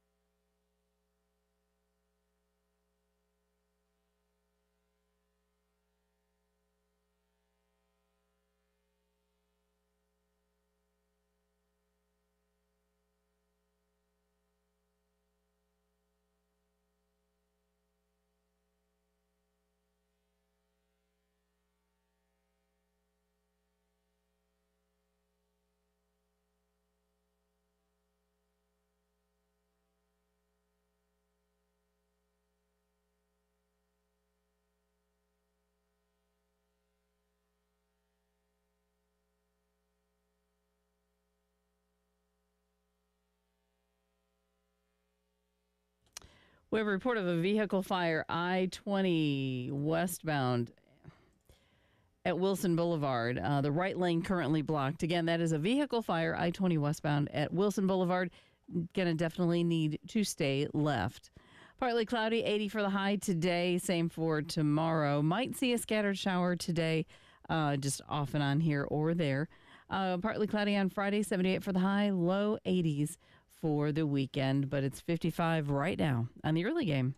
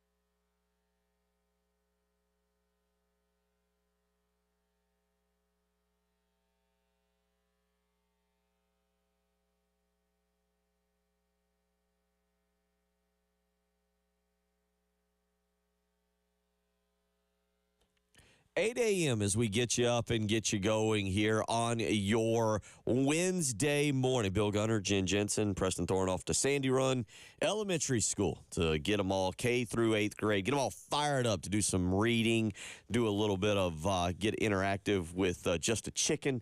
All kinds of good things going on. Had a chance to see Langston Moore as well on Monday over at the Beyond Now Foundation at Woodlands Country Club and catch up with him. He was out there trying to hit some golf balls and whatnot. So hope Preston and Langston have a good time this morning as they head out to Sandy Run Elementary School, and hope those kids and teachers and administrators have a great time with them as well. Preston will be back in the morning. Reminder, I will be out at Fort Jackson tomorrow morning. It is the Chamber of Commerce Golf Tournament over at Fort Jackson. We'll be broadcasting live from there. Preston will actually be leaving early, so he'll be in studio. I'll be out at Fort Jackson, but we'll have a really good time as we get you ready for the NFL draft. It gets going tomorrow night, and the question will be is, do we hear Xavier Legette's name? And we'll talk a lot more about that tomorrow. He's being kind of mocked into the very end of the first round, so it's sounding like very, very likely he could end up maybe going to the Chiefs. We've seen that as a potential landing spot for him. Maybe he falls to Friday night and into the second round. But it sounds like Xavier Legette will be the first Gamecock off the board in the upcoming NFL draft. And again, that'll likely be somewhere, it sounds like, between picks about 28 and 42 if we had to ballpark and say where they'll end up being. So we'll talk more about that tomorrow. Preston will start to brag on his J.J. McCarthy love, the fact that he was all over it from the get-go. And then Friday morning will just be a coronation of well, I guess both J.J. McCarthy and of Preston Thorne for all the attention Preston has given the Michigan quarterback, the national champion quarterback. 803-404-6100 if you want to weigh in this morning. Part of our discussion has centered around sports last night. No, not the NBA playoffs. No, not the NHL playoffs. Nah, not Major League Baseball not Major League Baseball last night. Nope, it was a big night. Wrestling, NXT Championship on the line. Former Gamecock, Matrick Belton, now known as Trick Williams, was going for the NXT title. If he lost, at least according to Preston and the article I read, if he lost, then he had to leave NXT forever. Much like probably some of you, I have no clue exactly what that means. But here is the outcome of Trick Williams going for the NXT Championship. Who will strike first? Trick shot! Trick shot! Trick shot! Booker! William Slade! The Mad Dragon! Here is your winner! The new NXT champion, Trick Williams! Take championships where you can get them. Take them where you can get them. And that was Trick Williams, former Gamecock wide receiver, Matrick Belton last night, winning the NXT championship, or the NXT champion. Yeah, the NXT belt. I'm going to have to learn my wrestling lingo. We're going to get more into some wrestling this coming summer. I believe we're going to line up a wrestling segment. A couple of y'all requested. But Trick Williams, Preston brought up a really good point earlier in the program. How about the month for Keenan High School? Congratulations to Keenan High School. Obviously, Malaysia Fulwiley being a part of the women's basketball national championship team, and Matrick Belton from Keenan High School winning the NXT belt there. I guess that means he'll now go on to the WWE in either Monday Night Raw or Friday Night SmackDown. I know just enough to be deadly here. Just the bare minimum. But congratulations to him. Awesome. I did not watch. Preston Thorne said he watched all 12 minutes of the match. Said it was the first time in 20 years he had watched from bell to bell. And as he pointed out, wrestling a little bit different than it used to be when we were growing up. But Trick Williams last night wins the NXT championship over the Mad Dragon, who had already declared himself eligible for the upcoming WWE draft. I feel like I'm dealing with so many drafts, and whether it's NBA or whether it's NFL or obviously now the WWE drafts. Maybe we'll rope Tyler Head in here in just a little while before we wrap up this program to give us a Trick Williams update. But congratulations, Tim. That's awesome. Just something, who knows, maybe, just maybe, the University of South Carolina will think this coming football season to get Matrick Belt and Trick Williams out there on the cocky train to lead the Gamecocks chant prior to a game. That would be pretty cool to have him out there. I have no clue, zero clue if he'll still have the belt, but certainly he's developing quite the following there with NXT and WWE. 803-404-6100. The wrestling conversation led us down the path of your favorite wrestling go-to move, the finishing move. One texter went with the Weaver Sleeper from Johnny Weaver. Another texter going with, remember the Wahoo McDaniel Chop. And then Jamie weighing in this morning saying, I always loved Rey Mysterio in the luchador-style wrestlers. They were just so acrobatic and agile. I liked it. So, yes, wrestling. That's what we've been discussing a little bit this morning. You should have tuned in a little bit earlier and caught the full conversation for Matrick Belton, Trick Williams. You missed a great conversation, and I feel bad for you. 803-404-6100, how you can weigh. And we'll get back into it. Boomer Esiason, in our CBS Sports Minute, usually I don't listen to those things. Usually I find them pretty irrelevant. But in our CBS Sports Minute, Boomer Esiason made a really interesting point about NIL and the number of underclassmen that declared for the draft. I'll bring that up coming up here in a minute when we come back. We'll let you hear a little bit more from Shane Beamer on letting players know exactly where they stand in the transfer portal. Also, we'll talk a little bit about how Spencer Rattler made himself NFL ready at the University of South Carolina. We have a little bit of audio from Shane Beamer as well as Jake Crane of the Daily Wire Sports on how Rattler's maturity will help him at the next level. We'll get into all of that a lot this morning. Also, get back into some of the basketball discussion after listening from Lamont Paris. Allen weighed in a little while ago and said it'll be interesting to see where the team, the basketball team, is predicted to be in the SEC for the 2024-2025 season. I'll get into that a little bit because of the Jordan Butler commitment, because of the Cam Scott commitment. Gamecock's still out there waiting on maybe one or two other players in the transfer portal. I'll give you those names as well, including an official visit that I believe is expected to start today. And, of course, yes, we will stick with some of the wrestling conversation. Sammy weighing in with the torture rack. Jerry going with the Dusty Rhodes elbow or the Ric Flair backhand. Weigh in with your wrestling finishing move this morning. 803-404-6100. You're listening to Bill Gunner. She's Jen Jensen. It is the early game.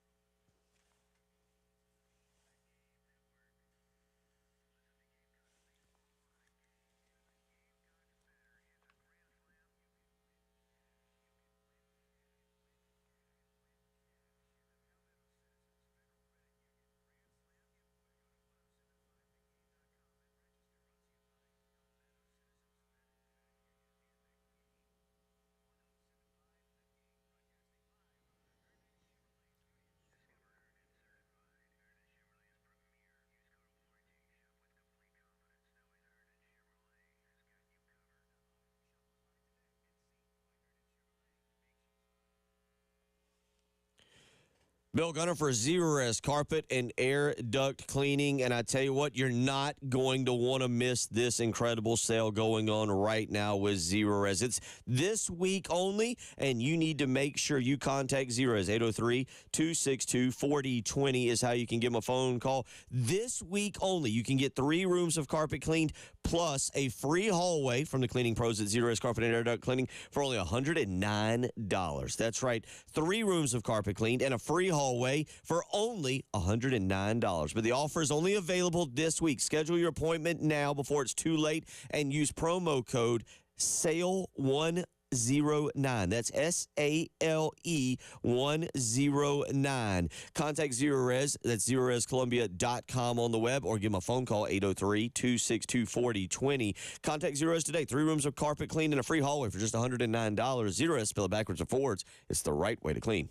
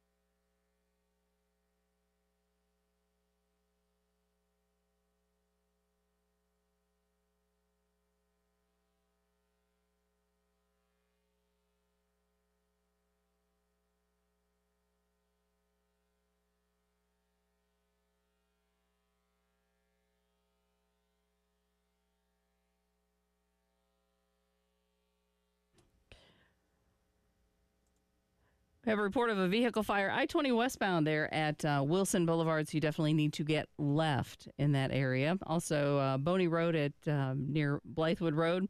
Also, I-20 westbound at Monticello Road and South Kilbourne Road near Timberlane. So be careful out there this morning. We're looking for a high today of about 80. Some clouds out and about, and also we might see a scattered shower or two. Tomorrow, 80, 78 on Friday, but right now, 55 on the early game.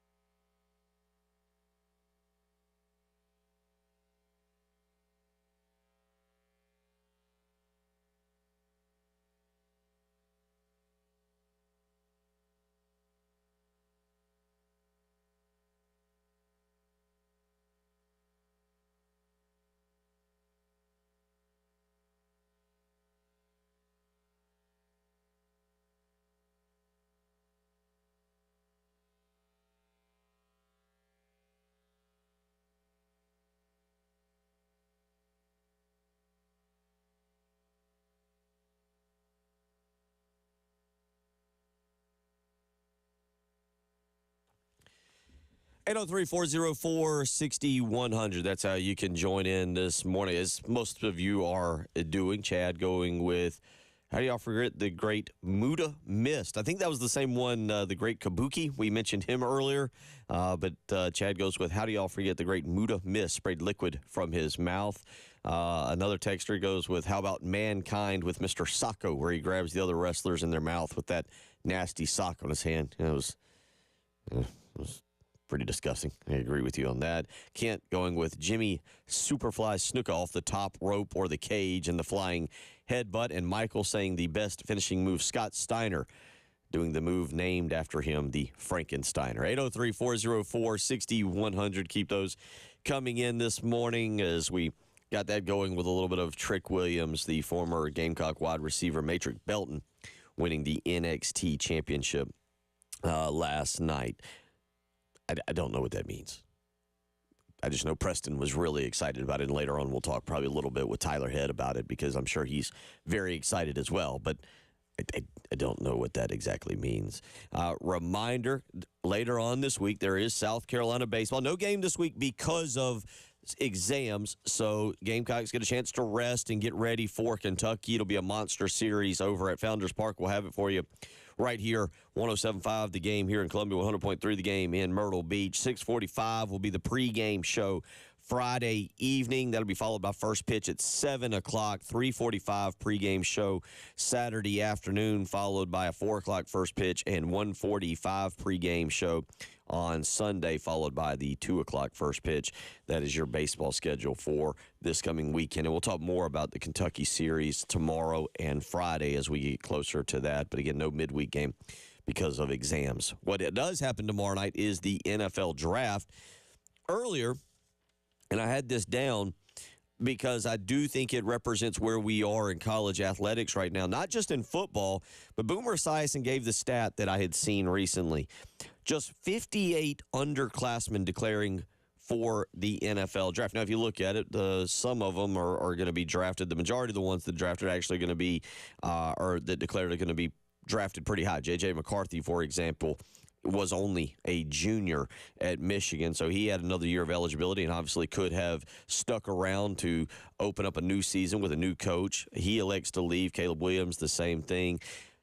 But it is interesting how you don't see guys now, and I say interesting, maybe that's the wrong word, but it is a change where now you don't see guys after their junior year being like, all right, if I can just get in the league and get started, start that contract, maybe I can get drafted in the 5th, 6th, 7th round, make a few dollars here, a few dollars there, latch onto a team.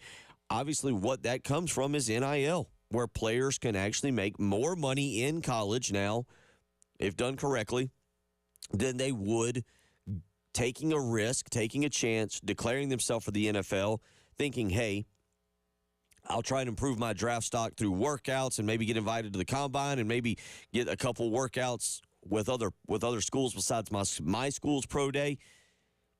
You know, I don't stick around and see what kind of money I can get in NIL and then go about going for the NFL in year 4, or if you're a red shirt, year 5.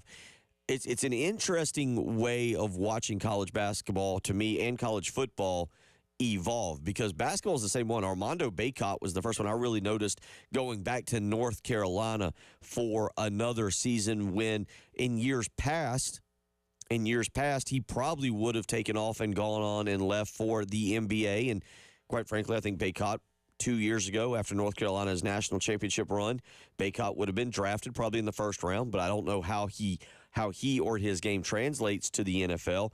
And it's kind of the same thing with the NFL and some of these guys. I mean, you look around and you consider guys, I'll give you an example. I'm not saying that he's necessarily NFL draft worthy. I have no clue what his draft stock would have been. But I feel like in years past, a guy named Jordan Birch would have declared for the NFL draft. He would have spent his time at South Carolina. He would have spent his time at Oregon. And I feel like a guy like Jordan Birch might have said, you know what?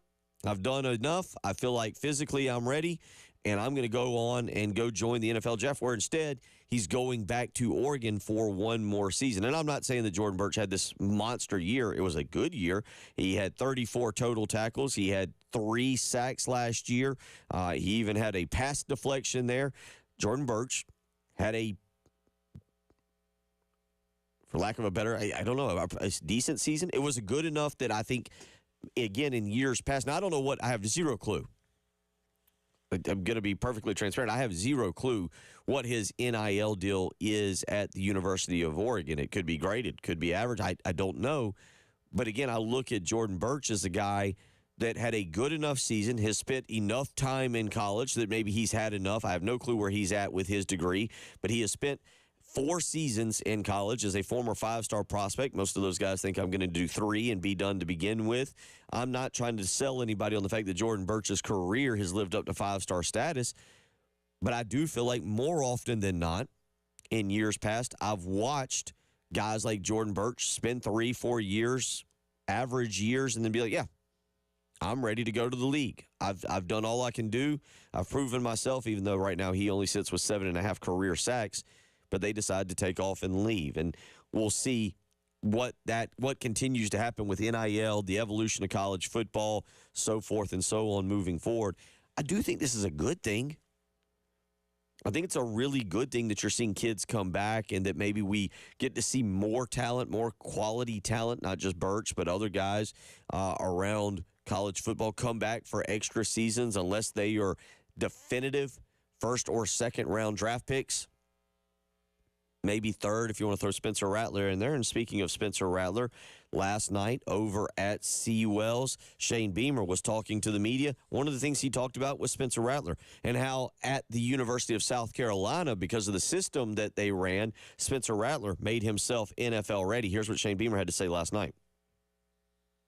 I think being exposed to this system, and nothing against the system that he was in before, because obviously they've been dynamic in that system with Lincoln, but he prepared himself as being a part of this system. You're in a system that's more pro style, if you will. So I think when he has to call a play in the huddle, or spit out an NFL play call, or whatever else, change protections, it's not the first time. It won't be the first time he's done that. And not that he didn't do it at Oklahoma, because we did some of that. It's just a little bit more pro style, if you will, right, wrong, and different. So that for one. And then I think just the adversity he went through the last couple seasons, how he handled it, and how he continued to just come back week after week and perform. And he was steady, he was consistent, and I know that's resonated with a lot of those NFL teams. And again, we'll kind of see where he ends up and what happens. I mentioned that we were talking about it a little bit earlier.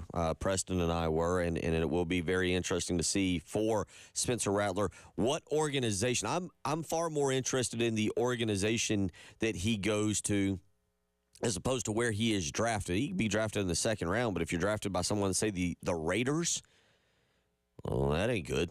That's not good at all. I don't know if the Raiders have attempted to trade up to get the number 2 overall pick. They are in the market for a quarterback. Reports yesterday saying Vegas being very aggressive in acquiring its new quarterback. Well, as Preston has said, as other draft experts have said, it only takes one organization to like you and to go out on a limb and take you. And just again, for example, the Raiders currently have Aiden O'Connell on their roster. They've also signed Gardner Minshew in free agency.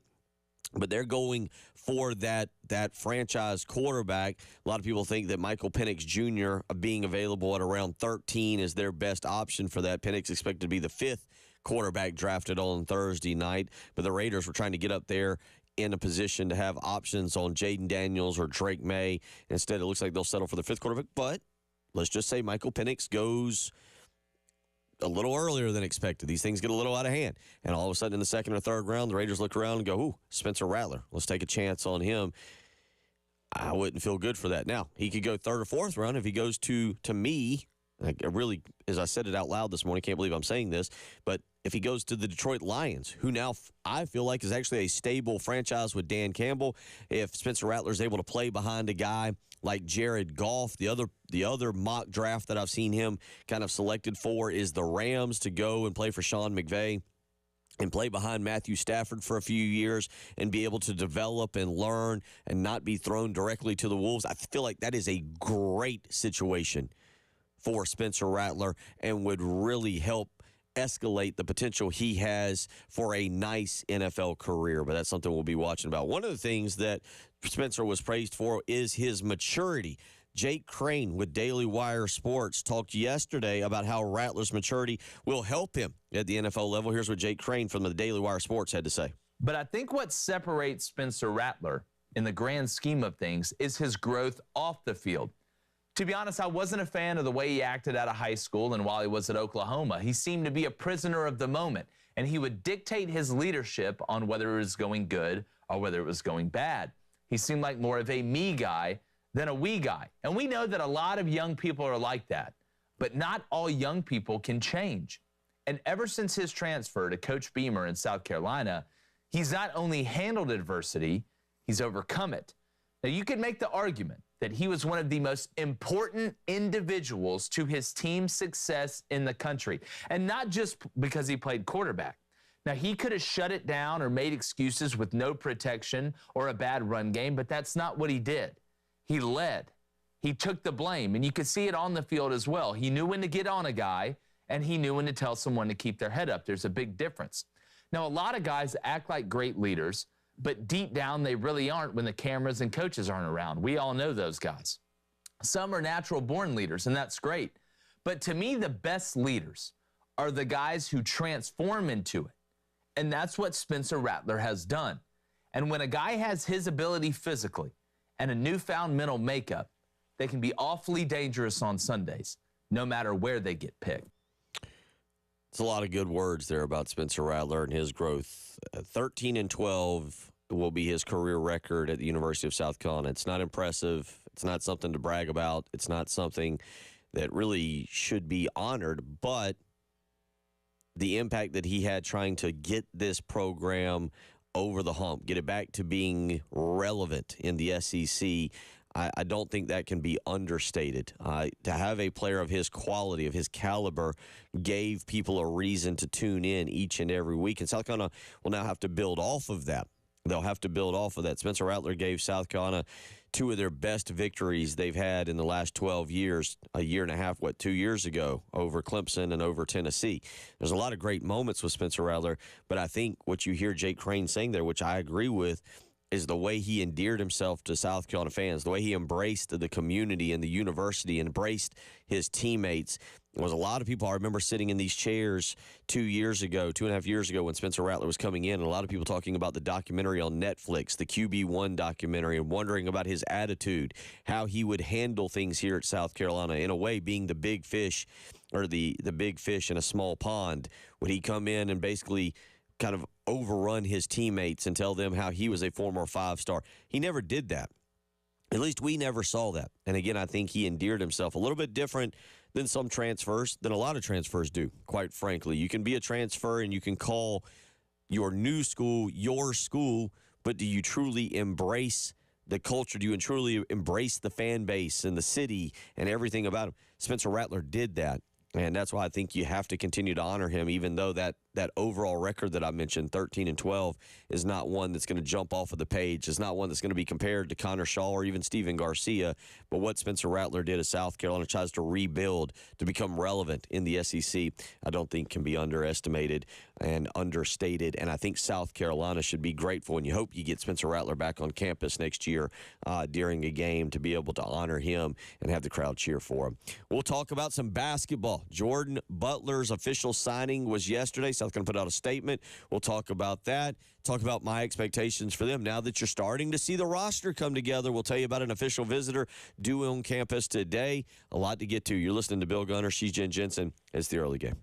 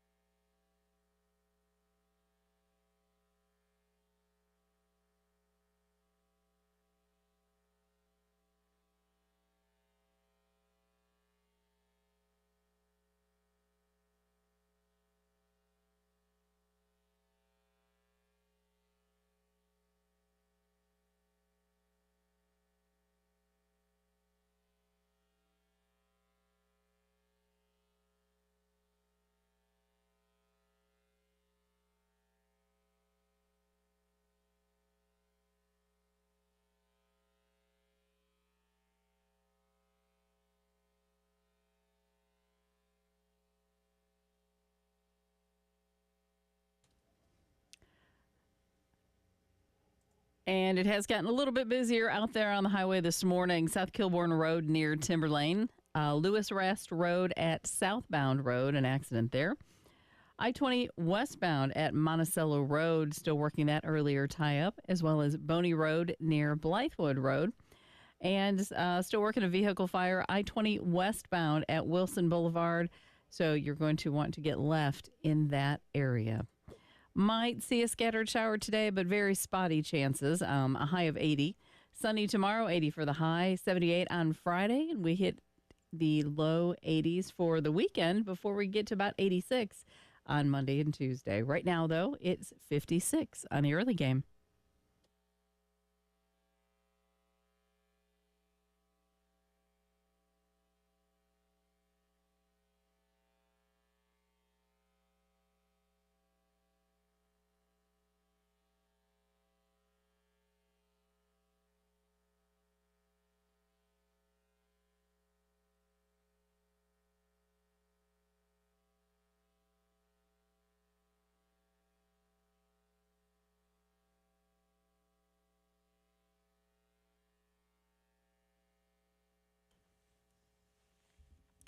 Reminder to go to 1075thegame.com and register for the Palmetto Citizens FCU Grand Slam giveaway. Every game, $25 is added to the pot, and if a Gamecock hitter rips a Grand Slam, you can win all the cash in the pot. And right now there is $1,000 in the pot. And I'll be completely honest with you and completely transparent. Last night I had a dream that Cole Messina hit a Grand Slam against Kentucky this weekend. We'll see if I'm a prophet or just a person who dreams way too vividly. But you can find out. Maybe this is the weekend you win. Maybe this is the weekend you win. And if that happens, then you need to share the money. They need to share the money with you. It's true. It's because true. You projected this. I did. I read about this every day. This is how real life can affect your dreams if you want to go down a wild, off-the-course topic path. If you thought wrestling discussion was something wild this morning, we could go down the dreams path. But I did have a dream last night that Cole Messina hit a Grand Slam against Kentucky. So you can go to 1075thegame.com, register today. $1,000 is in the pot. It's the Palmetto Citizens FCU Grand Slam giveaway. And guess what? If he doesn't hit a Grand Slam in game one, $25 more will be added to the pot. It'll be $1,025. So who knows? Who knows when it will happen? But you can go right there and register. Again, 1075thegame.com and register the Palmetto Citizens FCU Grand Slam giveaway. 803-404-6100 if you want to weigh in.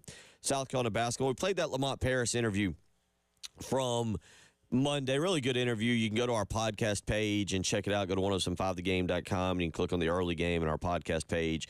A lot of fun talking with Coach there. We were cutting up about the new fancy cheese contract now. He can get the fancy cheese for his mac and cheese. We talked about Cam Scott and his addition and what it means. South Carolina has 2 open spots left.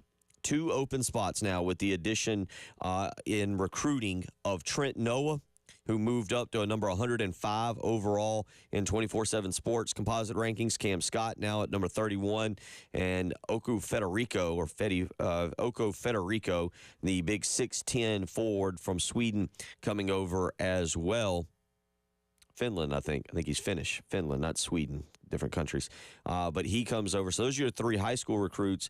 And now South Carolina adds another 7-footer in Jordan Butler. Jordan Butler coming home. And yesterday, South Carolina making the official announcement of Jordan Butler returning home, signing with the Gamecocks. That's why we could not officially ask Coach Paris about Jordan Butler on Monday. He had not officially signed, but Butler playing in 31 games from Missouri this past season, made 14 starts, averaged 2.3 points per game, 2 rebounds, averaged 11.5 minutes per game. He had his best game of the season at Ole Miss on February 17th when he had 10 points and 5 rebounds. This is a young man with a lot of upside. But now let's start with the post, and you look at what South Carolina has. We know that they've got a great 4-man, an all-conference 4-man in Colin Murray Boyles. But now you're looking at adding some real height, some rim protectors, if you will, some guys who can get off the floor in Jordan Butler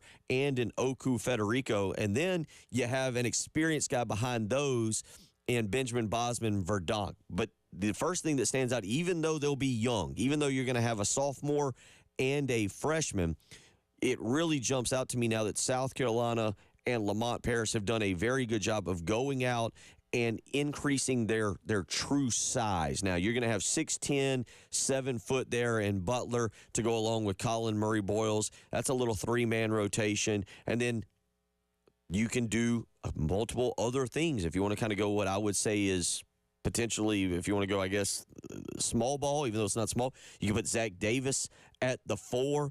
Arden Conyers is a in-state kid from just down the road here in Columbia that redshirted this past year, that is a shooter that could play the 4 and be more of a spread 4. He could also play the wing if necessary. Trent Noah is a little bit more undersized at about 6'6", but again, has the body to be able to maybe play the 4 a little bit and again be a spread guy. I wouldn't label these guys as necessarily 4s, but they are guys that can slide into that position. But there's one recruit out there they'd love to add. 2 spots left, 1 recruit. That is former South Carolina native, former Alabama player, Nick Pringle, 6'10", 230 pounds, played for Alabama this year, is in the transfer portal, is expected, has not been confirmed yet, but is expected to be on campus this coming weekend for an official visit. Has he ever been accused of being playing chippy? Pringle? Mm-hmm. I don't remember if he was part of the Alabama nastiness, if you will. Okay. Don't remember. He was not the guy who threw the elbow, I believe, that clocked the Florida player. But he would bring attitude, which you need. South Carolina needs a swagger. Michi brought that to this team, and Cam Scott will have that. I think Trent Noah, from the videos I've seen, has that. Miles Studi has a swagger to him. Colin Murray-Boyles. You're right, but Nick Pringle would be that kind of enforcer, I think, down low, that if you could get Nick Pringle and you pair him with Colin Murray-Boyles, you start with that, and that's your post players in SEC play. I love that tandem. Mm-hmm. Absolutely love that tandem. Then you look at your wing player, and if you want to go Zach Davis, if you want to go Cam Scott, if he comes in ready, if you want to go with Miles Studi, you could go there. There's a lot of options for Lamont Paris and his staff on the wing, and that could even extend down to the 2-guard position if you want to put Cam Scott at the 2 there and have Miles Studi at the 3 or Trent Noah. We'll see how Arden Conyers has developed. The other player South Carolina wants to add and is on campus starting today for an official visit is Jameer Brickus. Okay, not the best last name for a basketball player, but Jameer Brickus, transferring from LaSalle, averaged 14 points this past season.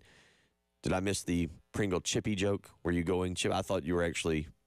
You missed the joke, but I was actually interested in hearing your information, so that actually was helpful. Okay, all right. I led you into that. Yeah, 3 people, 4 people. Jen, Golden, Pringle, Chippy, classic.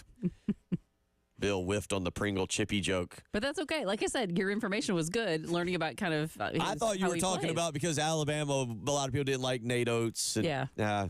But see, it worked out well. Very good. Because we tested your knowledge and you won. Multiple people weighing in. Bill didn't get the Chippy pun. I see what you did there, Jen. Pringle getting Chippy totally went over Bill's head like most things, I guess. Oh, good job. Good job. That's okay. It all worked out really well.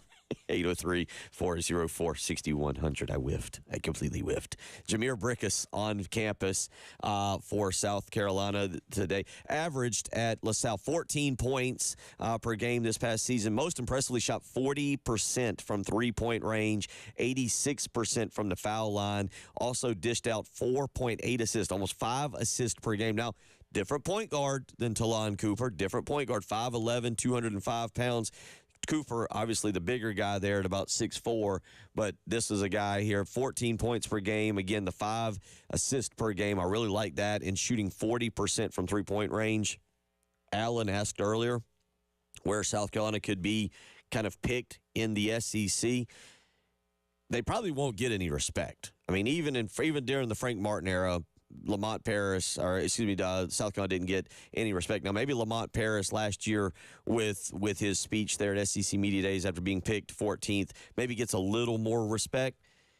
I would love this lineup. If you have Brickus and then any combination of Scott, Noah, if you want to go Studi at the 2, and Davis at the 3, and then if you can get Pringle and CMB with Butler, with Jordan Butler coming off the bench, and then we'll see the development of Benjamin Bosman. Verdonk, who again is back, but also Frederico.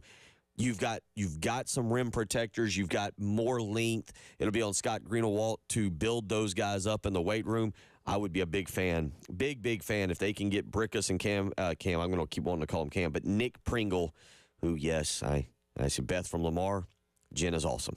Brian from Lugoff. Jen, I love you. Love back to everyone. That's okay. Love back to everyone. Just didn't. Yep. There you go. There is the early game for you. We'll come back. Pretty much. Hey, real quick, because we're up on time. We've got tickets to give away. Baseball versus Kentucky. You want to do it right now? Okay. Yep. We have 2 pair. 803-404-6100. We'll give away 2 pairs of tickets right now. Callers 4 and 5. 2 pairs of tickets to Kentucky. 803-404-6100. Call now. Callers 4 and 5. You're listening to the early game.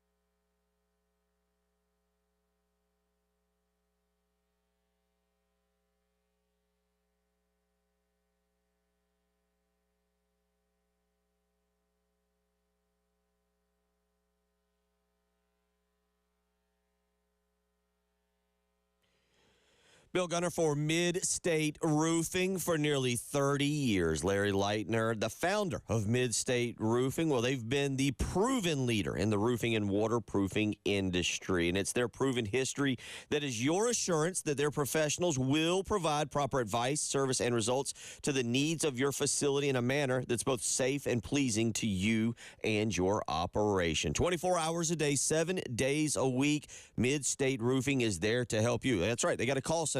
You will speak with an on-call technician or a Mid-State Roofing employee, and it does not matter what time you call. That's what 24 hours a day, 7 days a week means. They'll put you in a maintenance contract and make sure that roof, whether it's high-rises, hospitals, manufacturing, industrial, Mid-State Roofing designs and installs bonded systems that'll keep your operation dry and running long into the future. 803-356-1919. Call Mid-State Roofing today. If you've got a leak, let Mid-State Roofing take a peek.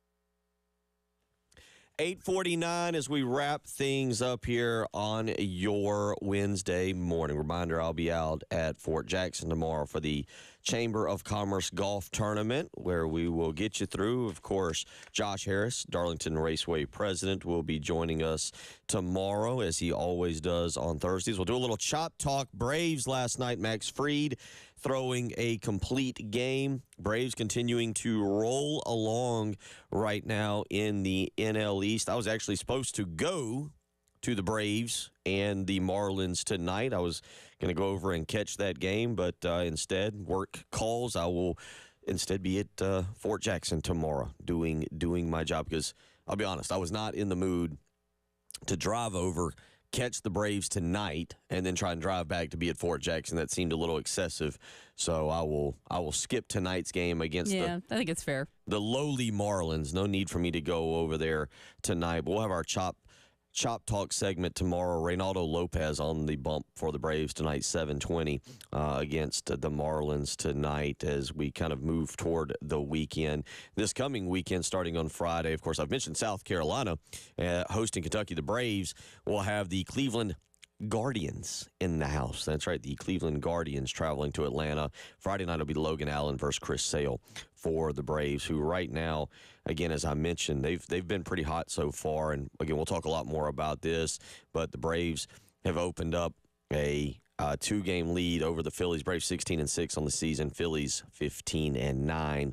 The Miami Marlins, again, who are in town tonight, 6-19. 6-19. Although that's better. That's better than the Chicago White Sox, Jen, who are 3-20. The White Sox are 3-20. So sad for them. And they are going to challenge for worst baseball team ever. That is true. 803-404-6100. A little bit of Chop Talk. We will do more of that tomorrow in the 7 o'clock hour. And then Josh Harris will join us, of course, coming up tomorrow morning at 8:30 for our NASCAR picks. A lot of fun in Talladega last week. 803-404-6100. The big story of the morning last night, NXT, they were spring breaking, and former Gamecock Matrix Belton, now known as Trick Williams. Well, he won himself a title. Here's the call. NXT Universe is rising. Champion looking at the challenger. Who will strike first? Trick shot! Trick shot! Trick shot! Booker! William Slade! The Mad Dragon! Here is your winner! The new NXT champion, Trick Williams!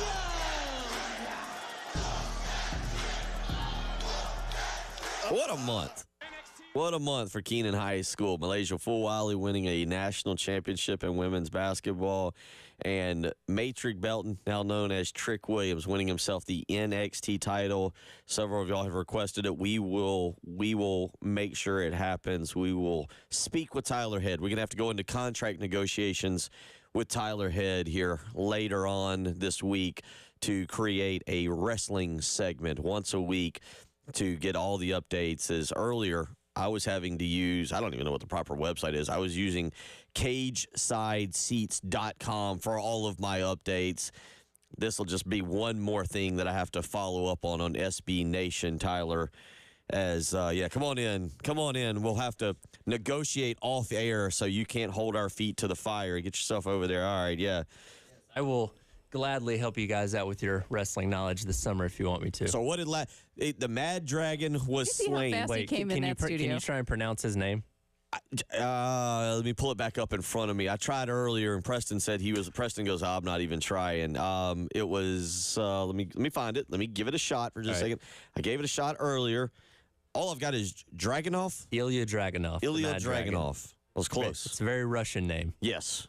And Trick Williams. So what does this mean? Does this mean he is now, will he go into the draft for SummerSlam, not for SummerSlam, for Friday Night SmackDown? Or? No, so he's just the title holder for NXT right now. It's kind of the last rung in the ladder of developmental, so Dragunov is going to the draft. He was already going to be on Raw or SmackDown. That was kind of known leading up to this last night. So now basically Trick Williams is carrying the brand of NXT for now. And whenever he inevitably loses the title down the road, that'll kind of be his last step before going to the main roster at some point. But, man, dude is doing an amazing job. He's only been wrestling for a couple years. Pretty remarkable story.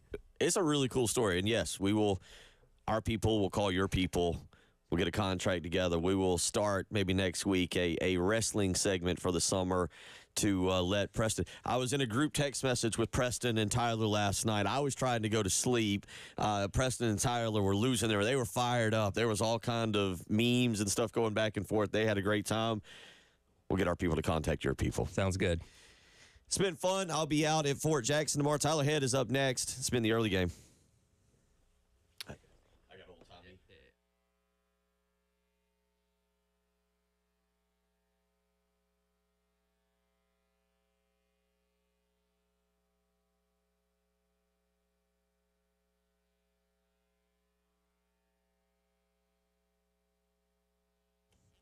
Bill Gunner for Old Timey Meat Market. I'm telling you what. Yeah, okay, it's wrestling season. It's baseball season. It's also a grilling season. That's right. It's time to get out. Whether you want to grill food or whether you want to smoke food, I kind of prefer using the old Rec Tech and grilling some food. But you know what? Whatever you want to do, it all starts with a trip to Old Timey Meat Market. Their idea is providing Columbia, Lexington, Irmo, South Congaree, and surrounding areas with a non-grocery store meat buying experience. They want to meet you. They want to talk to you. They want to know your name. They want to know what you like, and they want to become friends with you. That's why I love going to the store in Lexington. They know who I am when I walk in. They know that my kids love the bacon wrap fillets. They know that I love the Italian chicken skewers. You can never go wrong at Old Timey Meat Market. From custom cuts to special orders, they'll do whatever they can to make sure they find exactly what you are looking for. Go visit one of the 3 locations, St. Andrews Road in Irmo, South Congaree, Lexington. Stop by Old Timey Meat Market. Tell them Bill Gunner sent you.